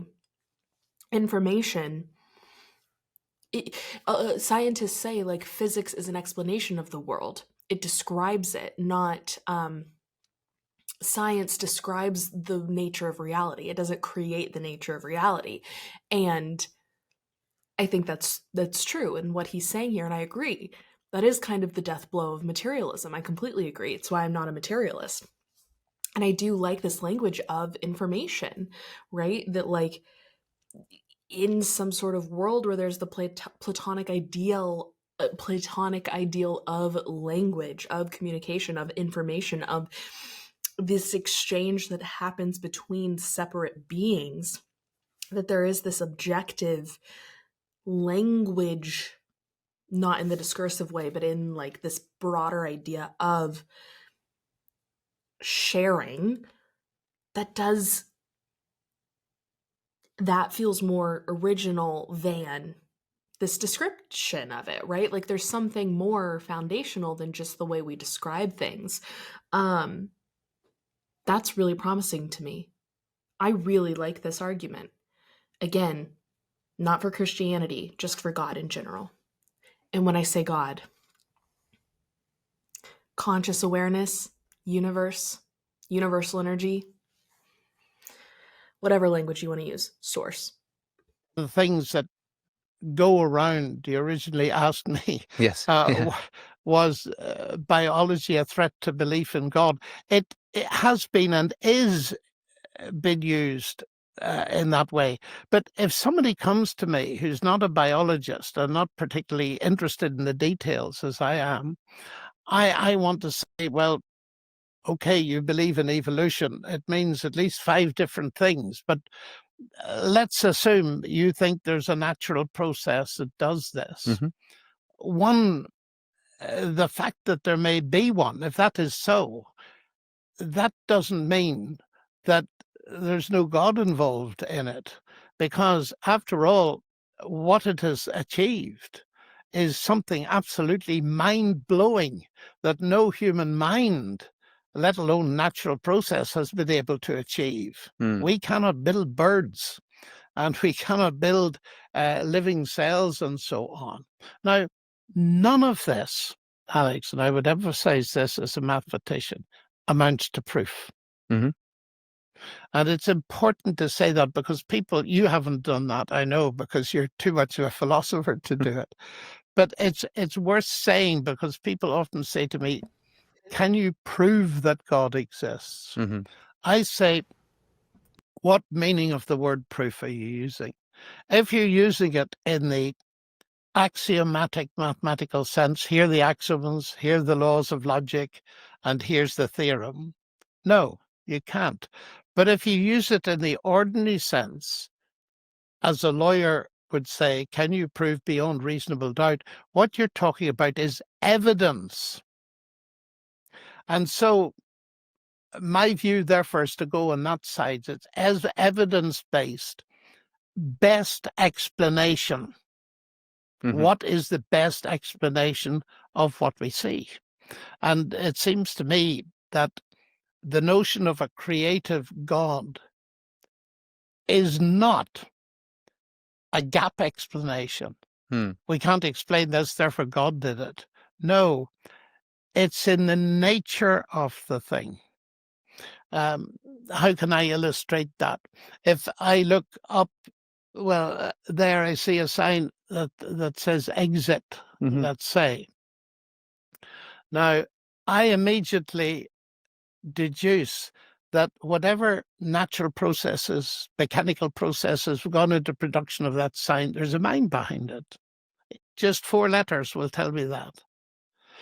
But that is not a mind of the gaps that I'm postulating a mind Yes. because I don't know what ultimately caused it. The fact is, we do know in our human experience where it comes from. And by analogy, it seems to me that therefore the best explanation of the word-based universe, as I put it, is that there is a word ultimately. That's really interesting. I think I agree with that conclusion too. And that it's not just, well, there's no other explanation for it, therefore there has to be something, right? Even though I don't think that's necessarily wrong, but that there has to be some intelligence for language. And I think we can see this, how AI messes up words all the time. That's a fascinating thing to add into this conversation. Like, if the spark of godliness in life that is consciousness is linguistic in a sense, fascinating that artificial intelligence can't mimic it because it's not conscious, because there has to be some sort of mind, something non-material outside of this coding, right? Like they're talking about that DNA is coding. It's almost like there's something else in it that is the language thing, not just the material of DNA itself, but the language that it communicates, that arises out of it, that is non-material. And I wonder if language then is this explanatory gap. The communication of the information of the non-material to the material is language. That when I speak, I am taking the non-material, holy shit. When I talk, I am creating sound waves, or when I write, I am creating physical, with ink on paper, I'm creating something physical out of the non-material thoughts in my head. Right now, I am creating something out of nothing with my voice, through language, through information dissemination. Is language the explanatory gap in the transfer of information? And is that why having an audience continues to create more meaning? Because they inherently are using the language basis of consciousness to transfer that information to themselves, the physical thing that's in front of them, to the non-material mind. Oh, that's interesting. I don't know. I'm literally just thinking out loud right now, but that's fascinating to me, and I really like this. Again, just want to underline again, don't think that means Christianity itself is true. This is fascinating, though. Who is God? That's only one strand Yep. of evidence for my belief in God. Yes. I mean, for me, the most powerful argument for the existence of God has long since been the argument for the existence of God from the number of arguments for the existence of God. It seems like I anywhere like you that. look, you can construct one. There's an argument from biology and consciousness, or beauty, or contingency, the existence of this microphone. It's quite phenomenal in that respect. But with regards to this, and I want to be clear for our listeners, when you point to the fire exit sign and talk about how we know that that has a mind behind it, you're not drawing an analogy there to evolution directly. People might be misunderstanding you. Like, you're not saying, oh, because I know that that had a mind, I know that biology must have a mind. I think you're saying something more specific, which is that saying that there was a mind behind this word exit is not just plugging in a gap because you've got no better thing to put Exactly. inside of it. That's what I'm You've saying. instead got a reason. There's something in the nature of the thing which gives you reason to think that a mind created it. Now, I think I agree with you in saying that to say God is behind evolution is not, at least necessarily, a God of the gaps argument. I'm happy to say that there is very plausible reason for somebody to look at the majesty of the natural world and say, and the language coding of Yeah. DNA, and say, yeah, there must be some intelligence behind this. For me, the question is then, well, is that argument or is that consideration convincing enough? I also agree with what you said about like language. I described it as an analogy, but when you mentioned computer coding, Yes. and I thought about binary code, a Yes. series of zeros and ones, which of course is only analogous to the words that I'm speaking in Yes. English. And that was something I thought of with part of why the AI language thing came up for me, is because it's not the same thing as coding, right? Because if it was, there wouldn't be this non-material language. Even though there are different code languages, right? There's something else besides the zeros and ones that communicates something. It's not just the zeros and ones. Just having a random sequence, or not a random sequence, but to assign meaning to the zeros and ones is the thing that creates meaning, which is the language, not the zeros and ones themselves. It would be random if you didn't have the coding language. In that thing that arises, does that mean you can get consciousness out of AI eventually because it is a language? I, up until this point, have thought no, because there's some sort of spark that is specific to humans that feels divine and non-material to me, that is this godness that we're talking about here, that I'm like, I don't think that humans can create that in something else, that just feels counterintuitive to me. And maybe I still find that to be true, this like spark of God. Could we put that in something else? But if we're saying that this spark of God is this broader concept of language that communicates, or is that broader concept of language just not proof, but pointing to that spark of God? But that almost seems like adding in something additional that you don't need, right? You don't need. Well, do you? Because if language is communicating information, it's almost like whatever God is, this language of DNA is transmitting the intelligence of God into human beings, in that humans are made in the image of God, right? And we have also made God in the image of us. Religion. Sky Daddy. I wonder, I don't know. That's a deeper thing with this whole coding and the implications for AI. But I do think that intuitively, I think there has to be some sort of God thing that isn't just language, that language is that explanatory gap between God and human. And like that's what prayer is. It's sitting in the language because you're communicating. That's what meditation is. Yeah, I think there does have to be a thing that is languaged through to DNA. I feel insane. I hope it's not so distracting that I'm eating. I am starving. It's now 9:30, but this is too good to stop. I'm loving this. But to say that it's not really a language would be perhaps a sort of confusion of I think terms. so. Yeah. But okay, so the question for me then is whether I have good enough reason to think that a God might be behind this. You said that this process is something that no human mind could ever create. We can't create a bird. I think the reason we can't create a bird is because, firstly, we don't have enough time, because birds take, I don't know, probably billions of years. If we accept that evolution does begin. Also,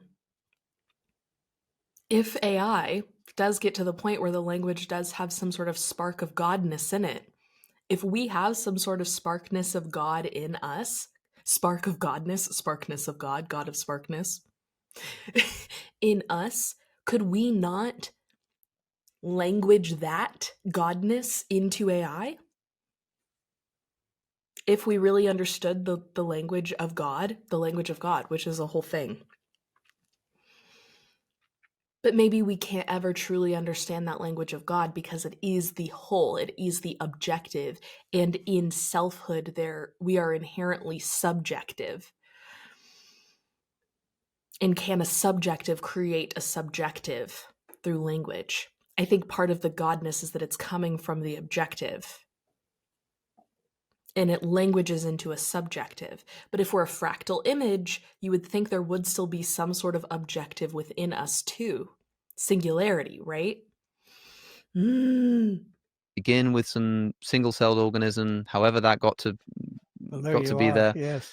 And I'm happy to say, okay, perhaps there is some kind of intelligent creator of this first this first sort of prime biological being. Fine.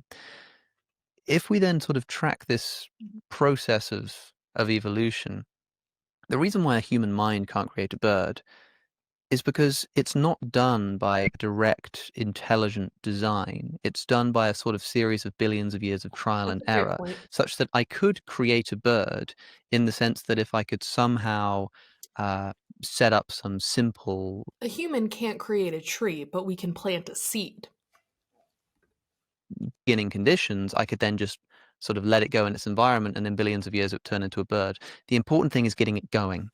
That's, to me, where the really important question is. Well, It's not so much in the process of evolution that I discover something well, that's amazing. interesting because to my mind, getting it going is one of the hardest things. Yeah. The origin of life is much harder because you don't have life to Yes. give No, you all I'm that agreeing with you. variation. I mean to say that to me is where the question is. Like this mystery of how on earth would you get this Well, that's initial right. being?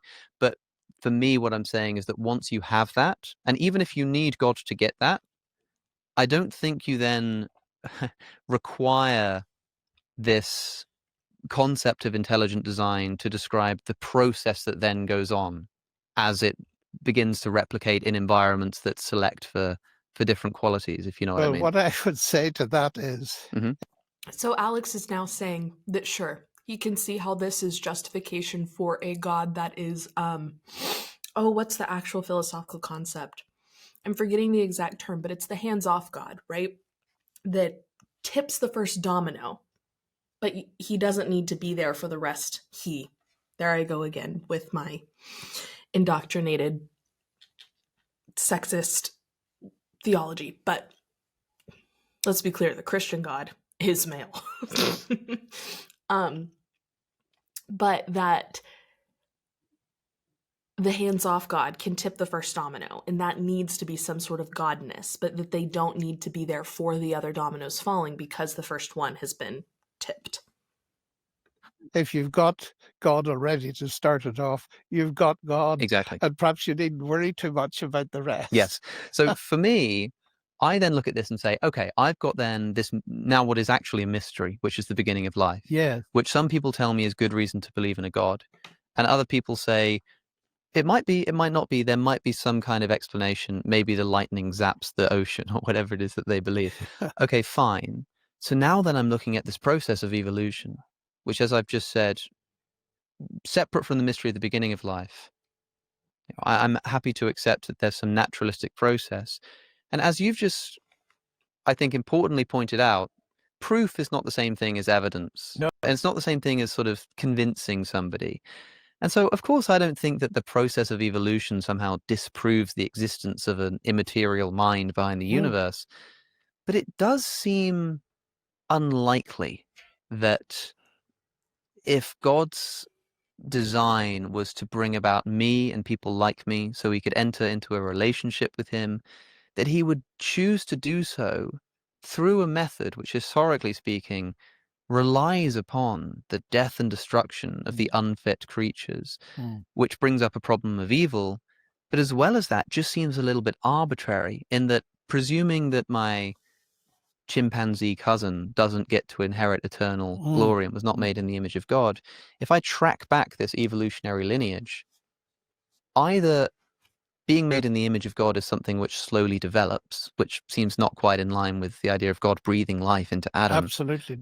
Or there is some apish ancestor and God breathes life into that apish ancestor such that that ancestor can now inherit eternal life, is now part of the Christian story, but his mother is not. And she has no redemption available to her. And it just seems a little bit arbitrary. And well, it does if you put it that way. And I think you'll understand what I'm saying. I do think, as odd as it sounds, that there is some godness that evolutionarily develops at some point. The more I think about it, the more that this is what I come to in this, I think, therefore I am, right? That at some point along the road, there was the first human being, not Homo sapien, but human being that was aware of their awareness and could not describe it to their brethren in to their kin because of this language thing, right? And how do you describe consciousness? Alan Watts says trying to describe the self is like trying to bite your own teeth. How could you describe it, much less to someone that isn't also experiencing life in the way that you're experiencing it, right? Like, how would I describe to my dog the fact that I'm aware that I'm aware? I couldn't do that, even if I could speak in barks. And I love her dearly, and she's very smart. I just don't think I could explain what that's like to her because she doesn't have access to that level of awareness. And maybe that's kind of a weird view that it does just arise, but I think there has to be some sort of tipping point that is, I think. And in saying I think, it's acknowledging that you are aware that you think. And in that acknowledgement of the awareness of thinking, I am, I exist. And in the I think, therefore I exist is the oh, right? And maybe that's just like a cartoonish depiction of how I figured this out in my head. But that's, I think, what this lends to is this idea that there was some first human being that wasn't able to describe it to anyone. And I don't know how you would then, quote unquote, like wake up your children or your offspring for that trait of awareness to continue. Maybe not. Again, I'm not a scientist. This sounds kooky wacky, but I would love to know your thoughts on this. Specifically, I do think this is a really good question about when it all starts. In that, like, I'm not going to present this as some disproof of the existence of theism. No. But it certainly does give one pause for thought when you're thinking about a Christian design behind the universe. Oh, absolutely. And it raises an absolute multitude of Yeah. questions and is based on a whole lot of assumptions. I think there's another way of coming at this, because as a Christian, I don't simply believe in God. I believe in God as revealed in Jesus Christ. Now, that brings us to a completely different level of understanding. In other words, it's not that I look around the universe and say, is there evidence of an intelligence behind it? I believe there is. But on the other hand, I believe that there's a God who has revealed himself in terms that I can understand, in terms of a person like myself, Mhm. in some sense. That it's not simply I'm searching for God and I, in the end, come to the conclusion, well, there must be a God. People might be likely to say, well, so what? So what? It's that I think logically, and of course, my life didn't develop this way, and that's probably a question you may want to ask, is that intellectually, one's reasons for God often come after one's experience Yep. of God. And that's Yes. quite important, because if it were the case that people had to understand a huge number of philosophical arguments and answers to them to come to faith in God, I would doubt whether that God was worth believing in. That's something Alex discusses a lot, that logical proofs never convinced anyone of God. It is just this kind of, and something I talked about a little bit earlier, where it's like there's no slow burn to belief. It's like you kind of believe or you don't. It's just kind of in your constitution. And I do think I'm predisposed to this belief of something, right? Which makes it hard. I do think that any sort of inherent connection to Christianity may be where I hop off the boat. I think taking these arguments and applying them to any religion that we have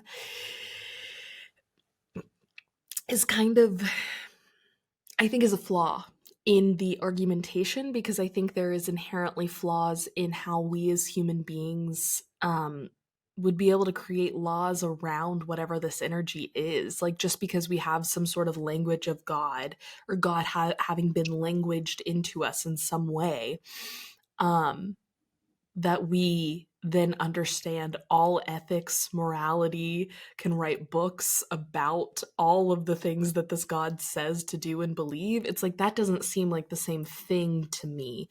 And I don't think that any religion really has it on lock, if that makes sense. Yeah. In a sense. I agree with that. And what I think the wonderful thing is that God has revealed himself. And people sometimes Also say to me, himself. look, this is arrogant. You can't know anything about God. There's a so-called apophatic tradition, which you will know all about, that if you say this is God, it can't be God because you can't grasp God. Now, that's a very humble attitude, except that what Scripture reveals to me is that God wants us to know certain things. This is eternal life, that you might know God. If God wants us to know And certain things, why did he make it so hard? And I'm saying he purposefully here, because I agree with what I said earlier. The Christian God is male. I say that kind of as a joke, because that's, I mean, all in the Christian Bible, it's he, capital H, capital G, he, him, right? And that's the tradition that I grew up in, with like Father, Son, Holy Spirit. And also, I don't think that a woman, well, that's not true. Women are capable, and non binary people are capable of horrific, atrocious things as well. But it feels good to ascribe the bad things that God does in the Bible to a man. And maybe that's a self-report, but a jealous God, a God that an angry God, a rageful God, a wrathful God, um that all sounds more masculine than feminine to me. But kind of a joke in the sense. I hope you hear that I'm trying to say that with humor, but also poking fun at this idea that anything like this is gendered is wild. The idea that anything beyond our comprehension and understanding in this way is gendered is so small-minded of us. And the fact that there are only men that are prophets. Of course, we have Mother Mary, Mary Magdalene, Joan of Arc, Mother Teresa are a few that I can think of that are like human figures, but none of them were considered prophets. None of them were considered incarnations. Those are always men, which is notable in that it bears being noted. If God allows me to know certain things, then it's arrogant to say that's impossible. So on the one hand, of course, you can't put God in a box and know everything. On the other hand, if God has revealed himself and says there are certain things you can know, then I want to know those things. And that's where you mentioned earlier, the relationship with God becomes extremely important, because in my life, it was really the first thing about God I learned within the Christian tradition that my parents explained to me. And that's another whole story, by the way, because they were very unusual parents. And I should mention this, that they loved me enough not to force their beliefs down my throat. That's important. And actually encouraged me to read other worldviews. And there's a lovely story where my father, when I was about 14, gave me a book. And I said, "What is it, Dad?" He said, "It's the Communist Manifesto." I said, "Have you read it?" He said, "No." "Well, why should I read it?" And I'll never forget his answer: "Because you need to know what other people think." That was a very enlightened view for a father in Northern Ireland in That he doesn't that need to know what period other of people time. think. Yes. It And is I owe a beautiful, lot to but my parents, because just they interesting. presented the Bible to me as intellectually exciting. It got me into history. It got me I agree into with that. archaeology. It got me into evidences. It was far from boring, and it certainly wasn't bigoted in any way. And Yeah. I'm very grateful for that, because I think the Bible is extremely academically and philosophically exciting, as is any religious text. It is bigoted, and I think we can all, hopefully in this space, acknowledge that. And I don't know if he means to say that and that that's not what his parents presented, or that that's what he still believes. But I mean, even just in Father, Son, Holy Spirit,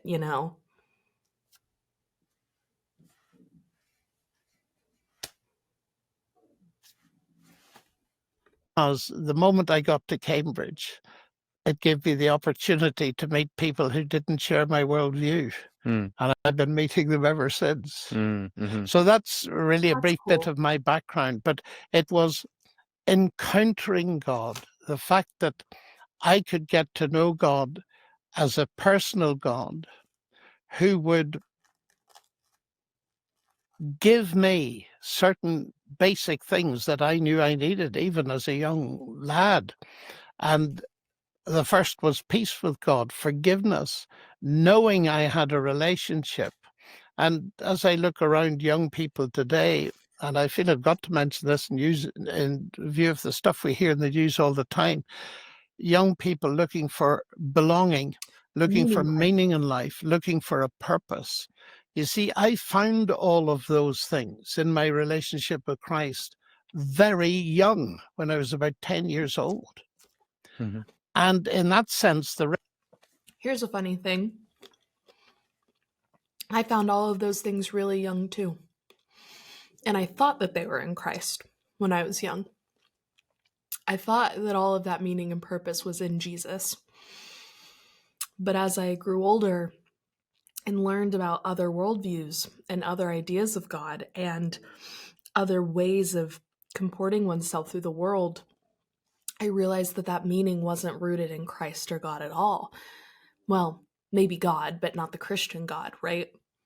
It was rooted in this deeper belief in this life being meaningful, in me having a divine spark, in whatever way that I define God, that being languaged down to me, and that Christianity was just the language that I was given to understand it, but that actually, in that language in the discursive way, right? Not this languaging. But I learned that it was just one language. I talk about this analogy where, and I think I came up with it. If I didn't, please let me know, but I cannot find where it's from if I didn't come up with it. But this analogy that there is a wall, a room, and one of the walls has a bunch of holes in it. It's just like covered in holes. And behind the wall is a light bulb. And you can walk up to any of the holes in the wall and look through it and see the light bulb, right? It's the same light bulb. It's just different lenses through which you see it. And there may be plastic wrap over one and a red jelly over the other. It's the jelly for for film, my film buffs out there. It's like a color that you put over a light, right? Or fisheye lens on another. It's like you can see the way these different holes in the wall give you a slightly different angle and perspective on it. And they're not just different religions, it's different philosophies, different worldviews, different practices, different rituals, different methods, different things. And you can hop around to the different holes and see how the light bulb looks slightly different through all these different lenses. But ultimately, when you step back from the wall, you can see that they're all pointing at the same thing. And I think that meaning that I found was fundamentally grounded in the light bulb, not in the lens. Eventually, that's what I came to realize. And so now that's what this project is, like trying to help people see how the light bulb was languaged in through to them, and that they inherently have some sort of spark of that within them. And that owning that and holding on to that and chasing that is what gives us this purpose and meaning. And your meaning may not be tied to spirituality, religion, source, any of these kind of spiritual source, mystery leaning questions at all. But I think it's informed by it at the very least.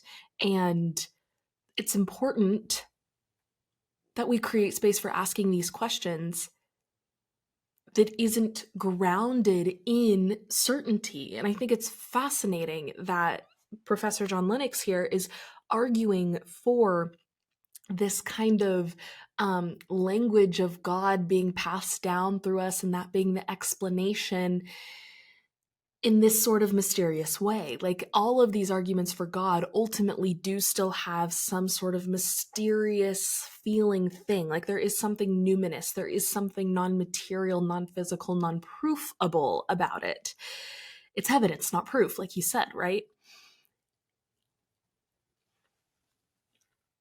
And yet, he still wants the certainty of Christianity, of the religion, of, well, God definitely revealed himself through Jesus. And I have a personal relationship with that God. And I do think for it to be personal, you want to get as close to the light bulb as you can, right? And that means choosing one specific lens. But I think you can still feel the warmth from the glow, recognizing all of the different lenses. And looking at the wall and how cool it is that there's all these different ways to see the light bulb. So all that to say, yeah, there's a meaning crisis. And I'm kind of fed up, TBH, with everyone saying there's a meaning crisis. Everyone's talking about a meaning crisis. And it's go back to church is the answer. Or stop questioning traditional values is the answer, or just some answer is the answer, right? And I have the answer for you. I don't have the answer for you. But I have a promise that I will keep asking the questions with you. And I'm tired of people pointing to this big issue and then continuing to commit the same flaws that led us to the meaning crisis to begin with, which is endless answers with no curiosity. Stop giving me answers that are flawed. You don't have to. It's like a parent with a kid. You don't have to lie and say that you understand everything. And even if you do think you understand everything, but it's like you don't have, that's not how you create safety for your kid, is by making them think that you have it all figured out. The way you create safety is being honest with them and saying, yeah, I don't know the answer to that, bud, but we can ask it together and we can Google and try and find if it's like a Googleable answer, right? Or, let's go to the library and research it together. That's how you create safety. Not in doing everything perfectly and understanding everything perfectly, but in giving your child the skills to be able to continue to question and evolve and grow. I'm just sick of the strict, and here it is. Everyone wants an answer to the meaning crisis. Well, I solved it for myself. Okay, do you not hear like the click of the trap in that, right?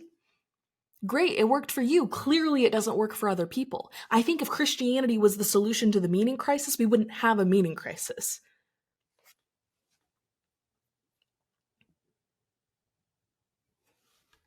Rest of life, 70 years after that, I'm still exploring that relationship. There's a lot of mystery to it, but there's been a lot of reality to it where God, I believe, Continual exploration has is good. That's proved beautiful. himself, his existence, his reality, his That's involvement in my life, way that's the beyond gospel philosophical and intellectual arguments, but in the business of everyday life.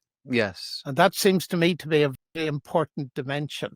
Oh, yeah. I like to remind people that the whole project of what they call natural theology, which is arguments for the existence of God, Yes, the Kalam cosmological yes, argument, a lot of people, and I think particularly atheists, mistake that very specific kind of thought for religious thought as a whole, yes, they do. and believe that that is sort of the appropriate methodology through which everyone should engage with the subject material. And I like to remind people that most people don't believe in God because of an argument.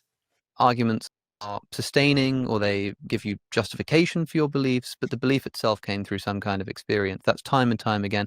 The only person I can think of as a counterexample to this might be Anthony Flew, who says that he was convinced by various arguments, I think involving free will and things, but for most people it's an experience, and I think that's perfectly legitimate. And that Well, if Anthony Flew, by the way, Mhm. whom I knew towards the end of his life, Mm.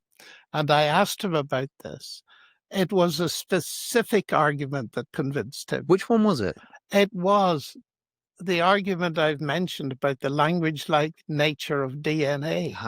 It's very interesting. I suddenly got the opportunity he was in high old age, not long before his death, to visit him in his home. And I asked him about this. I said, what was it? Well, he said, this argument seemed to me to be conclusive and seemed to be where the evidence led. And if people didn't like it, they could lump it, you see. So he came to believe in God. He became a theist or a deist, I Yes, think, yeah. technically speaking. That's And then the amusing thing to my mind I is don't he know who wrote a this book is. with N.T. Wright, and he got N.T. Wright to write about the Christian evidence for God as part of that book. But he had come to the conclusion, and I remembered very well the conversation because of its honesty. I asked him, what about the objections to Christianity that you've used all your life against miracles and To so be on? clear for our listeners, Anthony Flew is a at the time, especially like quite well-known atheist professor who had sort of made a career at this point out of, in part, arguing about God's existence and was famed for his Well, atheism. he was a professor at Reading who was a world authority on David Hume, and Mm. who regarded miracles of the type of the Bible as violations of the law of nature, and they couldn't therefore occur. And what he said to me when I asked him about that, he said, I was wrong about flu. That's something for a philosopher to say at the end of his life. He said, I was wrong about flu. Flu. Oh, sorry. He said, I was wrong about Hume. All my writing about Hume would have to be rewritten, but Really? I'll never live to do it. I thought it was very touching, actually. Isn't it? In other words, Yeah. This isn't totally applicable to this conversation, but isn't it fascinating the number of thinkers, theologians, philosophers who recant all of their work at the end of their life on both sides of the aisle? There is something about death becoming a reality that just completely changes it. And by it, I mean your way of thinking. That's so fascinating. I've never heard of flu before. It makes me think of flu powder. I'm going to have to research that story. That's really, really fascinating. Hume's analysis of miracles is false, and that's another matter altogether about which I've written. But yes, it was the DNA, the language-like nature of DNA, and I think Stephen Meyer mentions that in one of his books somewhere. Yes, it's certainly picked up steam, I think, in the popular apologetic space as well as of late. Yeah, but you're right. You're right in the sense that you meet relatively few people for whom the intellectual argument was at the top. Alistair McGrath might be another person who was challenged intellectually. He came up here as an atheist to Oxford. And I think I don't do him an injustice. He started to investigate. I have met a number of people like that, but as you say, they are relatively few. Yes. And also it kind of feels as though, I like to imagine if Christianity were true, what might I expect? Yes. And I suppose what I would kind of expect is for God to meet you where you're at, which means that if you are of that kind of mindset, he'd meet you there. Exactly. But I think the point that you made before, which is important to stress, is that you might find God at the bottom of the microscope, but it would be unreasonable to suspect that you have to. Right. Because what this does, I think a lot of people don't realize, is it creates an intellectual barrier for entry to relationship with God, which, if Christianity is true, that simply can't be the case. Yes, it sets the bar far too high. Yes. And makes it simply an intellectual process. Well, really, any bar is too high if you're talking about something like intellectual understanding. I agree. Right? And I mean, there's going to be a bar in terms of what you have to do, what you have to sacrifice, the relationship, the time you have to spend, all of this. But in terms of intellectual input, it would be far too exclusionary, I think, to say that this was a requirement of belief in God. It is. And I have a stunning example of that. The man that married us 56 years ago was an ex-fairground heavyweight boxer of the type who went to a fairground and faced open challenge. And if you beat him, you got some money and so on. That sort of chap. Right. Tough, absolutely tough, uneducated, couldn't read or write. And at the age of 19, he was in a pub and all the guys were there, and a very small Salvation Army lady came in with the magazine, War Cry it's called. And he looked at her and he said, Missy, and he lifted her with one hand and stood her on the bar. And he said, Missy, if you sing for us, all these men will buy your War Cry. Just imagine the situation. She did. And he, through that, started to think about Christianity and very soon became a Christian Huh. and went and sat with primary school kids to learn to read and write. Now, can you imagine that? Now, when I met Good for him, he him. was a Wow. veteran preacher. He's the only man that I've ever met that could give you a summary by heart of every chapter in the Bible. Mm-hmm. Absolutely phenomenal. And I thought, when I was a student at Cambridge, it would be interesting to bring him in amongst a bunch of very clever young people. And he came in, and I'll never forget what happened to my college, Emmanuel in Cambridge. And he gave a talk, lunchtime, short talk. Very alliterative, very simple, very down to earth. And there was a He theology valued student, very cynical, the sitting on word. the floor. And I can see it now. He looked up and he said, "Well, Mr. Ford, what about the parable of the sheep and the goats?" And Dan Ford, that was his name, was very polite. And he said, "Well, young sir, not everybody in this room may be familiar with the parable of the sheep and the goats. So tell it to us." So this chap started to splutter and mentioned a couple of lines of it. And without batting an eyelid, Stanford finished the entire parable. And the cheering, and they loved him.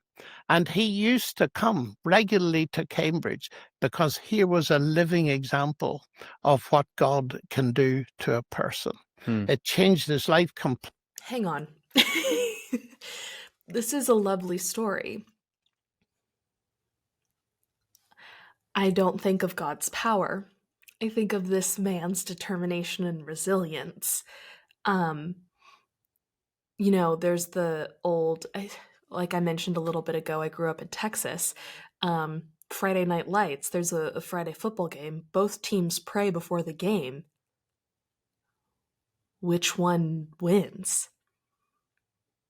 Both teams always pray before the game, and one team almost always wins, unless they tie or there's a forfeit, but teams still win and teams still lose.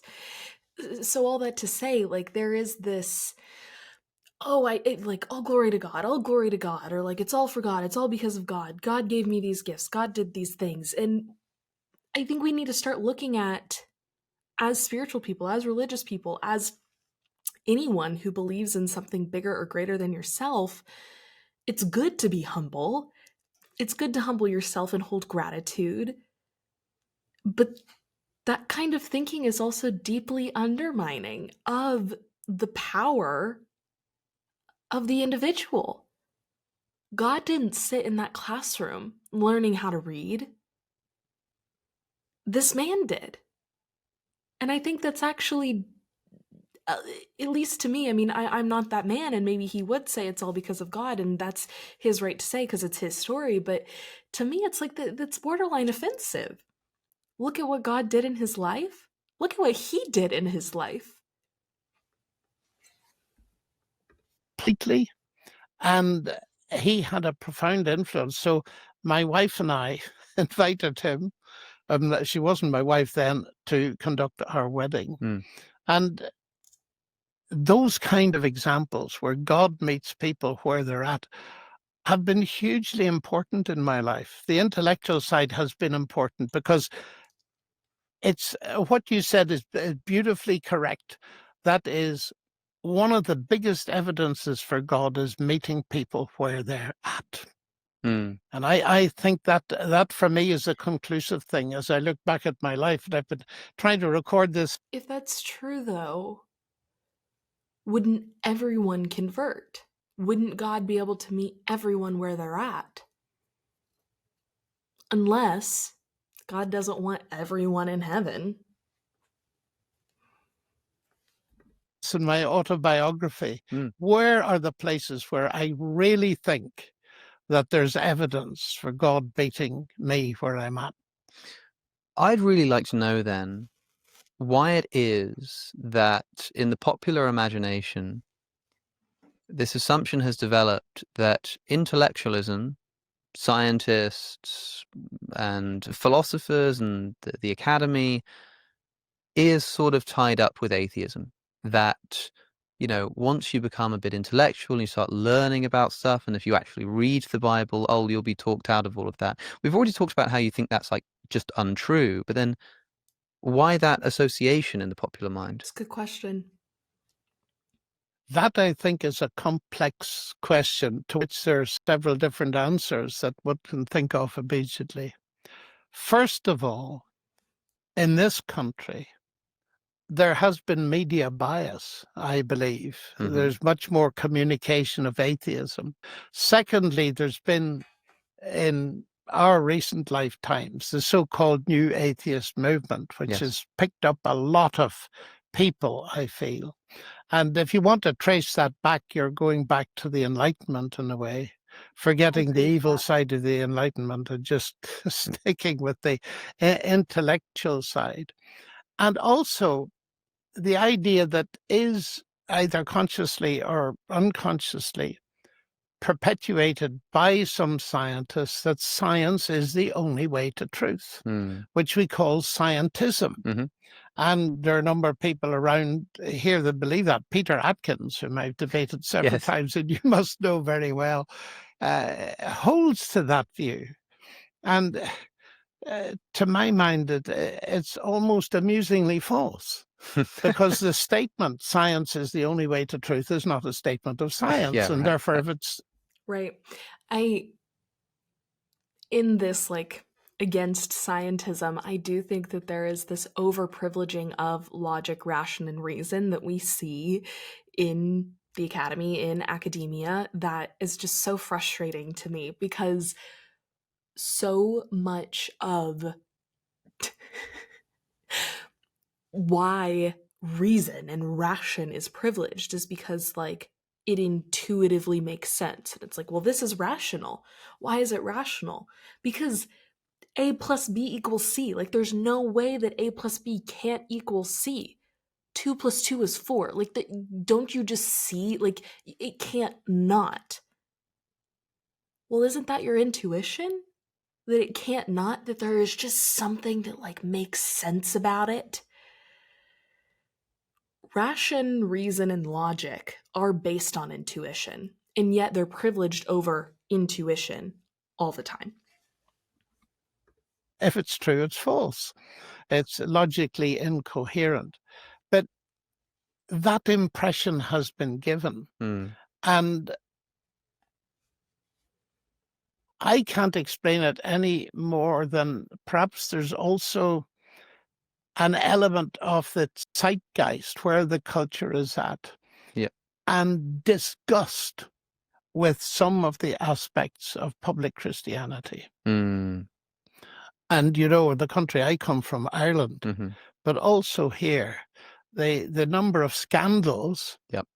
And people all often say to me, well, how can you be a Christian, you coming from Ireland with all the fighting there was, let alone the moral scandals? And I think that's a real question. And my response to it is, and I talked to Christopher Hitchens at great length about this, and he took the point in the end, is that what I said to Christopher, Christopher, I don't understand you, because if you'd really understood what Jesus said and said to the religious rogues that were around him, you'd be on his side, not fighting against him. Because all your objections to bad religion, I share.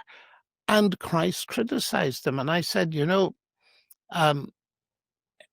talk about Christianity being cause for war. Well, that was what Christ was put on trial for, that he was promoting terrorism. I do think there's a difference between Christianity and what Christ said, even though the name of the religion is Christianity. I think the governing body of the church has become very different than just what Jesus said. And the Bible isn't just the Gospels, right? They haven't decried the Old Testament and cut it out. It's still a part of their canon. So I think that there's a difference between fully understanding what Christ said and agreeing with Jesus' preaching of love and still finding fault and flaw in the church and in Christianity as an organized religion. I think you could hold both of those things. And I don't think that anyone, like Christians, wouldn't look at Buddha's life and say, well, he was a bad guy, right? I don't think even atheists would look at Jesus and say, well, clearly he was immoral and bad. But just because there was a man who did great works doesn't mean that a religion is true, and doesn't mean that that religion should operate in the way it does, and doesn't mean you still shouldn't argue against Christianity. I'm actually quite surprised that there aren't more Christians arguing against Christian nationalism. If I was a Christian, I would be every single day talking about how unchristlike Christian nationalism is. I don't know if that's making sense, but it's like, why isn't there more sentiment against the ways in which Jesus' words and teachings are being misused? And I don't think that, I'm not super familiar with Christopher Hitchens' work, to be completely transparent. I know some of it, of course, and I'm familiar with the New Atheist movement. But I think that it's unfair to say, well, if you really understood Jesus' teachings, you wouldn't be against Christianity. I think you can understand Jesus' teachings and even be pro-Jesus and still be against Christianity. And Pilate declared him innocent because, and here's the interesting thing, that I remember discussing with Christopher very clearly. I said, Pilate was threatened by any threat to Rome. And was Jesus a king who was trying to overthrow him politically? And Jesus' answer was, well, I am a king, but not in the sense you mean. To this end, I was born, to this end, I came into the world, that I might bear witness to the truth. And Pilate said, what is truth? And went out and said, Jesus is innocent, because he was bright enough to see what most of us can see, that the one thing you can... I don't know if Alex is going to bring this up or not, because I know that he's careful in podcast interviews to not be disrespectful, because this is not a debate, right? This is an interview. But Pilate actually washing his hands of Jesus' crucifixion only happens in 2 of the 4 Gospels, I want to say. I think in one of them, he says, I just don't want anything to do with this. And only in John, the last Gospel, does he say Jesus should not be crucified. I believe. I could be wrong, but just to point that out there. I'm not a biblical scholar, but worth researching this claim for sure. And I think any claims about the Gospels worth thinking about what that means within the context of 4 narratives of the same story. Cannot do by force and violence is impose truth, especially if it's truth about salvation, peace with God, forgiveness, a new life, and all this kind of thing. Yes. And therefore, the thing that answers it is, and I'm very strong on this, that my fellow countrymen who took up arms, whether on Protestant or Catholic side, to defend Christ and his message are not Christian, because they're disobeying what Christ said, not following him. Yes. And I think that makes a lot of confusion, and has done in the past. And another thing I often say, well, the existence of false coinage doesn't prove that the real stuff doesn't exist, but may make it hard to find. But as you will have noticed, I see encouraging signs. That's really powerful. It is. And I agree that it does make the quote unquote real stuff harder to find. I do think it's interesting that he didn't mention the type of Christianity that he doesn't see as true Christianity, that it's only mentioned an hour and 14 minutes into a podcast discussing the truth of Christianity. To me, that would be something that I would want to address up top, and maybe he does in other forms quite vocally. And just because I'm unfamiliar with Professor John Lennox, I'm not privy to that. But if I was defending something that's being used for great harm, has been used for great harm for a long time in a lot of avenues, I would be so sure to make it so clear up top what exactly it is that I am defending and what it is that I do not align with. Signs on the horizon, because Not that I'm trying to say that he does align with those things. I think that's important to his point, that if he really wants to argue for Christianity and the Christianity that he believes is true, I think that's so much more necessary, especially in what he was talking about with the meaning crisis and him having found meaning in his relationship with Christ at such a young age, and that never impacted him or affected him. And now young people are leaving the church and all of these numbers, and it's like a big reason why people are leaving the church is all of the violence and harm that it does. Decry that. And I get that this is a philosophical podcast, but justice has to be a part of it. And I think you very well could start the conversation with saying, hey, just up front, I want to say this is the type of Christianity that I believe, and that is not Christianity to me. Let's get into the science, history, philosophy, and maybe that's naive of me to say, but I think it's important. I do.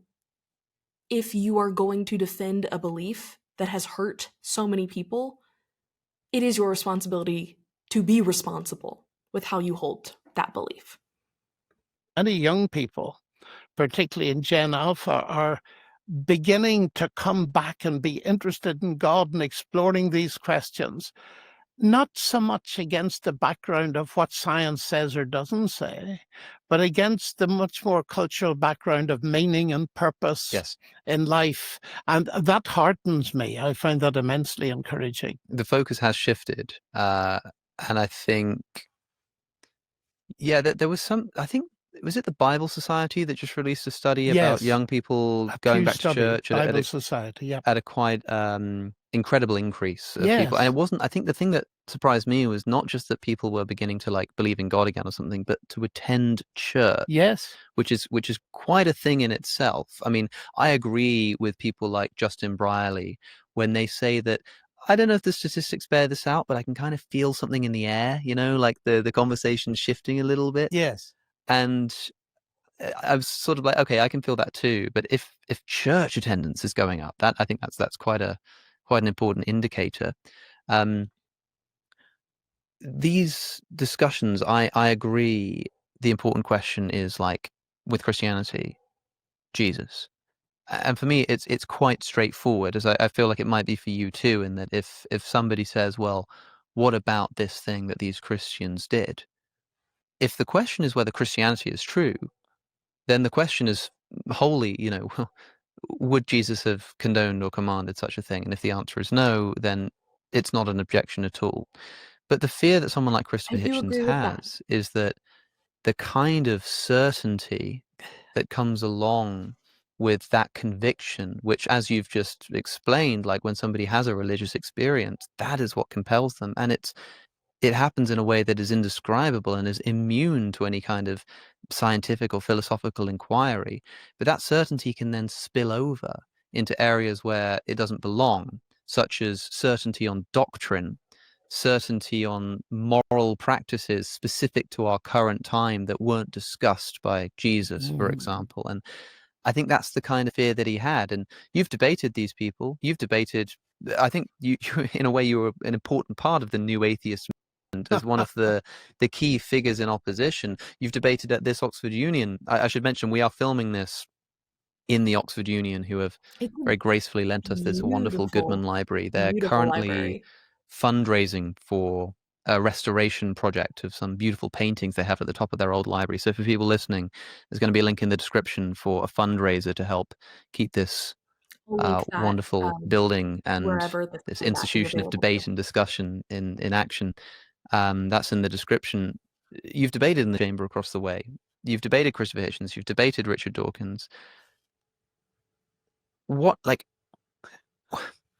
you think was going on with New Atheism? Why was that something that was so popular, and why was it so difficult for someone like Christopher Hitchens to see that all of his criticisms were journalistic? They were about religion as an institution on earth. And what would you say to quell his concerns that it is that religious impulse, that experience that somebody... I think so much of the argument, in the same way I was saying earlier, that like all of his arguing for a god in when they were talking about evolution and genetics and language and the pieces that made me really excited, right?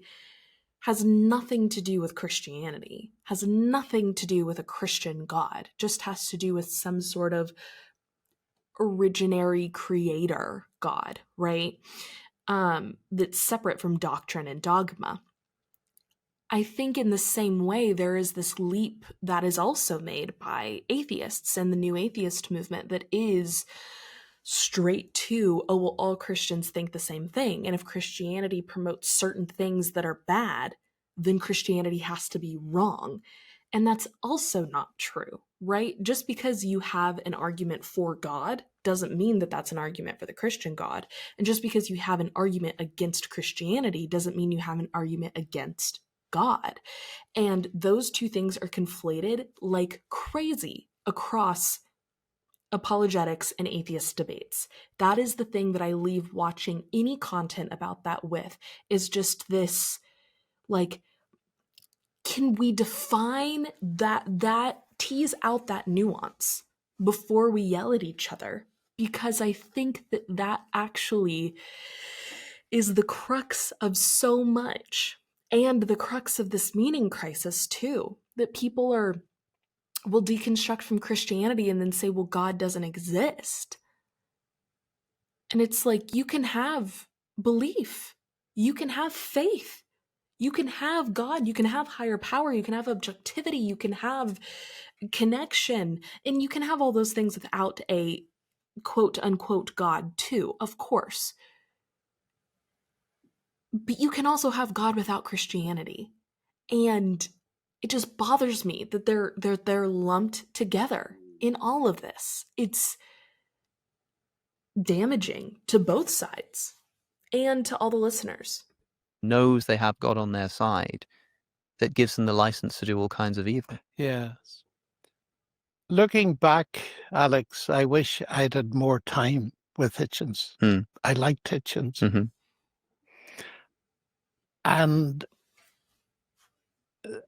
answering your question is difficult because I sense its thrust and its power, actually, because it seems to me a very valid thing that certainty can become what I call fundamentalist certainty. And I think that's what you're referring to, where people are so certain that their receptors are completely closed to anything else. Right. And kind of what I was talking about with Richard Dawkins that earlier, justifies almost any kind of behavior. even though, And that's not that Richard Dawkins is committing these like first-hand atrocities, but he is doing damage to specifically the transgender community. But I do think it is this like fundamentalist belief that shuts the door on curiosity everywhere. appalling. And I asked myself, what has saved me from that? Because as I sit talking to And it you, does seem like he does a good job I have that trying to be sense of curious. certainty of my relationship with God. As critical of some of his ideas as I have been, and I was in the beginning, I have come to really enjoy Professor John Lennox. I think he seems like a very thoughtful individual and like a kind man. And it does seem like he has thought very thoroughly about his worldview, which I always really admire. And Again, I don't know his politics, I don't know his social stances, but I want to couch all of the criticism that I've had of his ideas with saying that um, I do not get the same impression that I do of some of these other people who are closed down to curiosity. It does seem like he very much wants to stay open and explore. And while maybe he is a bit fixed in Christianity, it seems like his version of Christianity is the one of love. That if there is a quote unquote good Christianity, I don't know if that's possible. I don't know if it's possible to have a good religion. I don't think religion in and of itself is good or bad in the same way that politics isn't good or bad. It just kind of is a thing. It seems like he is trying to practice a religion of love, which I have a lot of respect for. Gone. I My think stomach what is has helped making me digestion noise. immensely in life is that I've been very privileged to, how shall I put it? I've been prepared for the last 70 years or more to be vulnerable. In other words, I'm always prepared to question what I believe. That's so Hmm. powerful and so And important. Everyone should have that. I have seen Everyone. in my And you know life what? The word that he used is exactly right. Vulnerable. That's what it is. It is vulnerability. Curiosity is inherently vulnerable. And all of these people who are so stuck in exactly what they believe, whether that's God or atheism or a specific religion or politics or anything, it is out of fear. And you have to be willing to question. You have to be willing to be wrong, to be curious. And you have to be willing to be wrong to learn. sadness that comes about when people become fundamentalist in any direction. And I was very honored to be invited by the British Academy some years ago to give a lecture on, wait for it, scientific fundamentalism, Hmm. which I think is a much better expression than scientism. Okay. Science is the only way to truth. And what fascinated me that day, I was terrified, going into the Fascinated. British Academy Mm. and all the academicians there and so on, was the positive response was absolutely amazing. The talk was eventually published in a book. But I've always been afraid of that. I suppose. You know what? I think the reason why there is so much there was a positive response to that is because so much of this meaning crisis I think also is likely situated in the reality that is certainty. And when we say meaning crisis, I think people automatically jump to there's no certainty and people want certainty. Young people want certainty. And is that part of it? Yeah, I think the uncertainty is a little threatening. But I think ultimately, what is more threatening to our sense of safety and security, the thing that is more threatening to our anxiety, to our nervous system, to our amygdala, is the sense of false safety. We'd rather have the truth of knowing that we don't know anything than the false safety of someone telling us, no, we do know, and not quite believing it. And when you're looking for answers and all that you see is certainty, you just feel alone because you're like, why don't I feel that certainty? Why do I have so much doubt if so many other people are able to be so staunch in their beliefs? What's wrong with me? Maybe nothing means anything and other people are just making it up, which is kind of true. But it would be a lot less lonely if people actually owned that. And we were able to have more conversations like this that say fundamentalism in any sense is a problem. And we need to be open and we need to experiment and we need to explore. We need to stay curious, which is inherently vulnerable, but that is the heart of connection. Thank you, Brene Brown. Vulnerability begets connection, and connection begets vulnerability. And both of those things also beget learning and growth.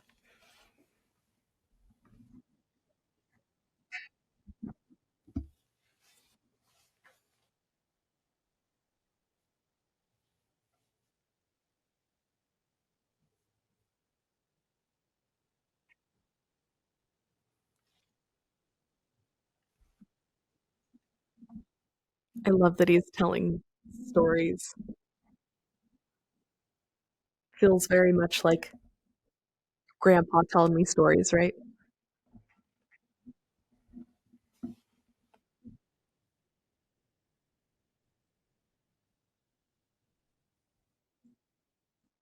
Not to try to undermine the bombing by any means.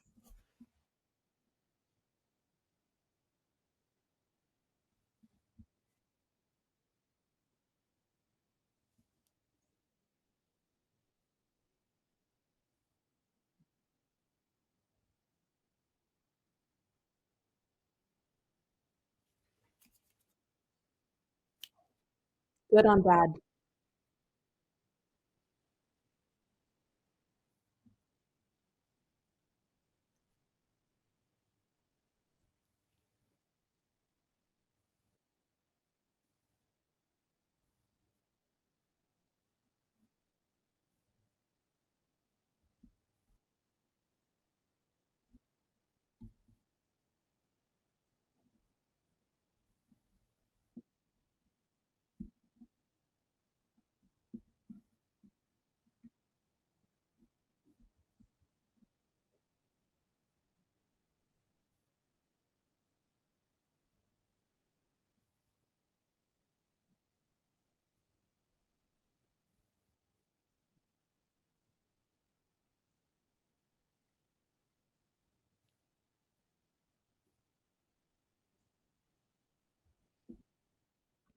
And you know what else?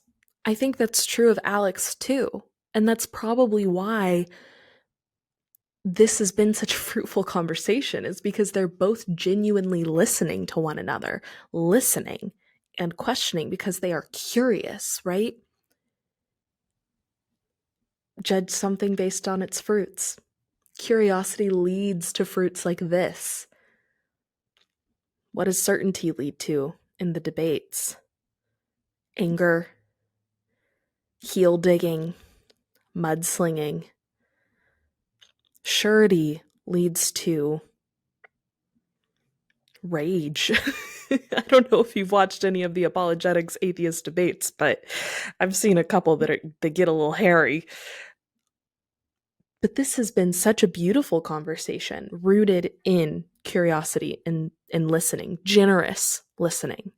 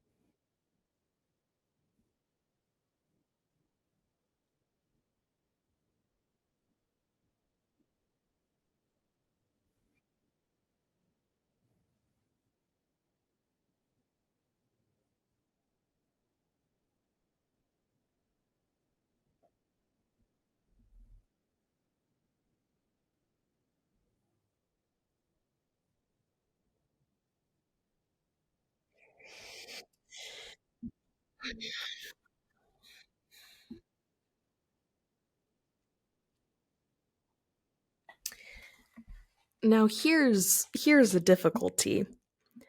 I am so glad that he has found a space in Christianity that he feels allows him to think and to be open and to stay curious. I think for me, I have found Christianity to be a place of dogged certainty. And in the communities where my curiosity felt the most stifled, it was the Christian ones that I was in. I remember when I left, and I've talked about this before, but when I left my Christian private school that I went to for middle school, um, the principal called me into her office and was like, "Why are you leaving? Um, you do so well here. You have friends. You do so well in school. Like, what's going on?" And I told her, I said, "You tell students exactly what their relationship with God should look like. And I disagree with that. I want to be able to study and explore what my relationship with God looks like and determine that on my own terms. What does that mean?" And of course, she was like, "We don't do that. We absolutely you have a personal relationship with God, and it is all about how you communicate with Him." And I'm like, then why does chapel look exactly the same day every day, and we're forced to go to it and sing without instruments because this was a Church of Christ denomination school?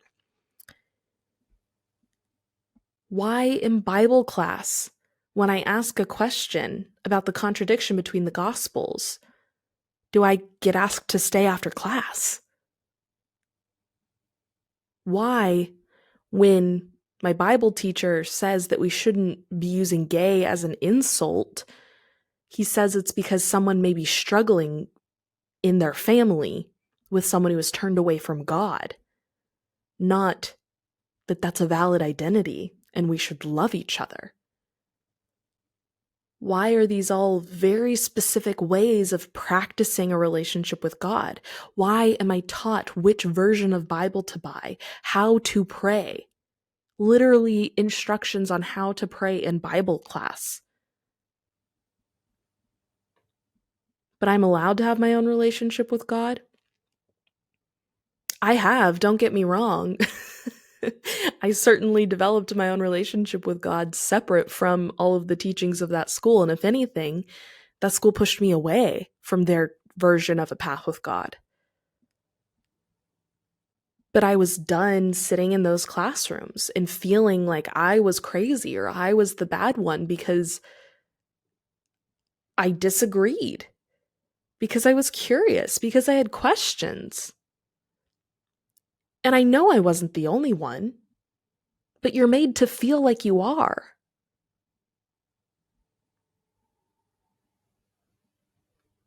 Because that questioning is threatening to the system, to the structure, so you have to stifle it. And so when she said we don't do that, it was just a lie. Even if she didn't know that she was lying, which then I guess it wasn't a lie, but it's like, it's just not true. So all that to say, I'm glad that he has found a Christianity that allows him to think. I do think that that's very different for a lot of people. And I think that I just have to throw this out there. Being a straight white man makes being a Christian much, much easier. I am a white, straight woman, so I already have a lot of privilege in that sense. But even being a woman, the amount of shame I felt around so many things. And so many of my friends that are in the LGBTQIA plus community or are non-binary, or are people of color that grew up in these similar environments have horror stories. Horror stories. And so again, is that the Christianity that he agrees with? I'm guessing no. Again, I don't know his actual socio-political economic beliefs. But even if that's not the type of Christianity he believes in and he proliferates, it's irresponsible to say that Christianity is open. And if you want Christianity to be open and allow people to be safe and be curious, you need to be at the front line doing that work of changing what Christianity is, not just defending it. One last thing I'll say on it in terms of the theodicy that came up at the end, since I've discussed a bit of my own theology throughout this episode, I tend to fall on the, yes, I'm kind of violently agnostic, like Alex says, but I tend to think that there is something bigger than all of us, that there kind of has to be, but that I don't think that entity, energy source is a being like us, and I don't think it's a singular being. I think it's a collective whole being, and therefore I don't think that it's benevolent or all good. I think that it has to contain light and dark, just like we as human beings do. I think it has to contain shadow and shine. The yin yang symbol is white and black with a little bit of black in the white and a little bit of white in the black, right? And I think that is probably the closest approximation to the energy of a god that I can conceive of, because for all of these things to have been created, all of the energy that was in the singularity that led to the Big Bang had to have been there and is here now. And that includes, I don't know if I really agree with the idea of evil per se, but I do agree that there is suffering, right? And that means that there had to be suffering in the beginning. In the beginning was the word and suffering. And goodness and love too.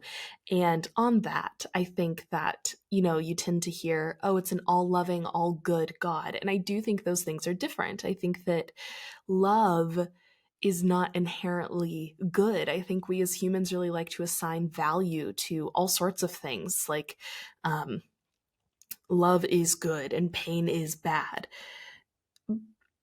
But they all just are. Some of the deepest pain I've ever felt has been because of love, right? Losing someone you love is why we grieve. And if I never loved someone, I wouldn't have had that grief. But that doesn't mean that the love was bad. But in that moment, well, not at like a funeral of having lost my grandma was I like, oh, I'm so angry that I loved her. Certainly didn't feel that. But like my first breakup, it's like you do have this feeling of, why did I do this at all? And sure, maybe it's a little bit immature to jump to that, but I think the point stands, right? That even though love is something we consider to be good, I think that we can believe in an energy that is all loving, even if it's not all good. And that's kind of where I've been at lately. That love isn't necessarily light, like these love and light communities would like to convince us all of. Oh, definitely go support Alex, check out Within Reason, and he has some other awesome content on his channel. Like I said, I'll Just Interview Myself is a platform where I use some of my favorite content creators to react to interview myself. So I wouldn't be reacting to Alex if I wasn't a huge fan of his work and what he does. So certainly has the 2 thumbs up from me for whatever it's worth. But yeah, so definitely go support him and the Cosmic Skeptic channel and the Within Reason podcast. And a big thank you for Alex for his work and to Professor John Lennox for this conversation. It really was fruitful in the fruits, right?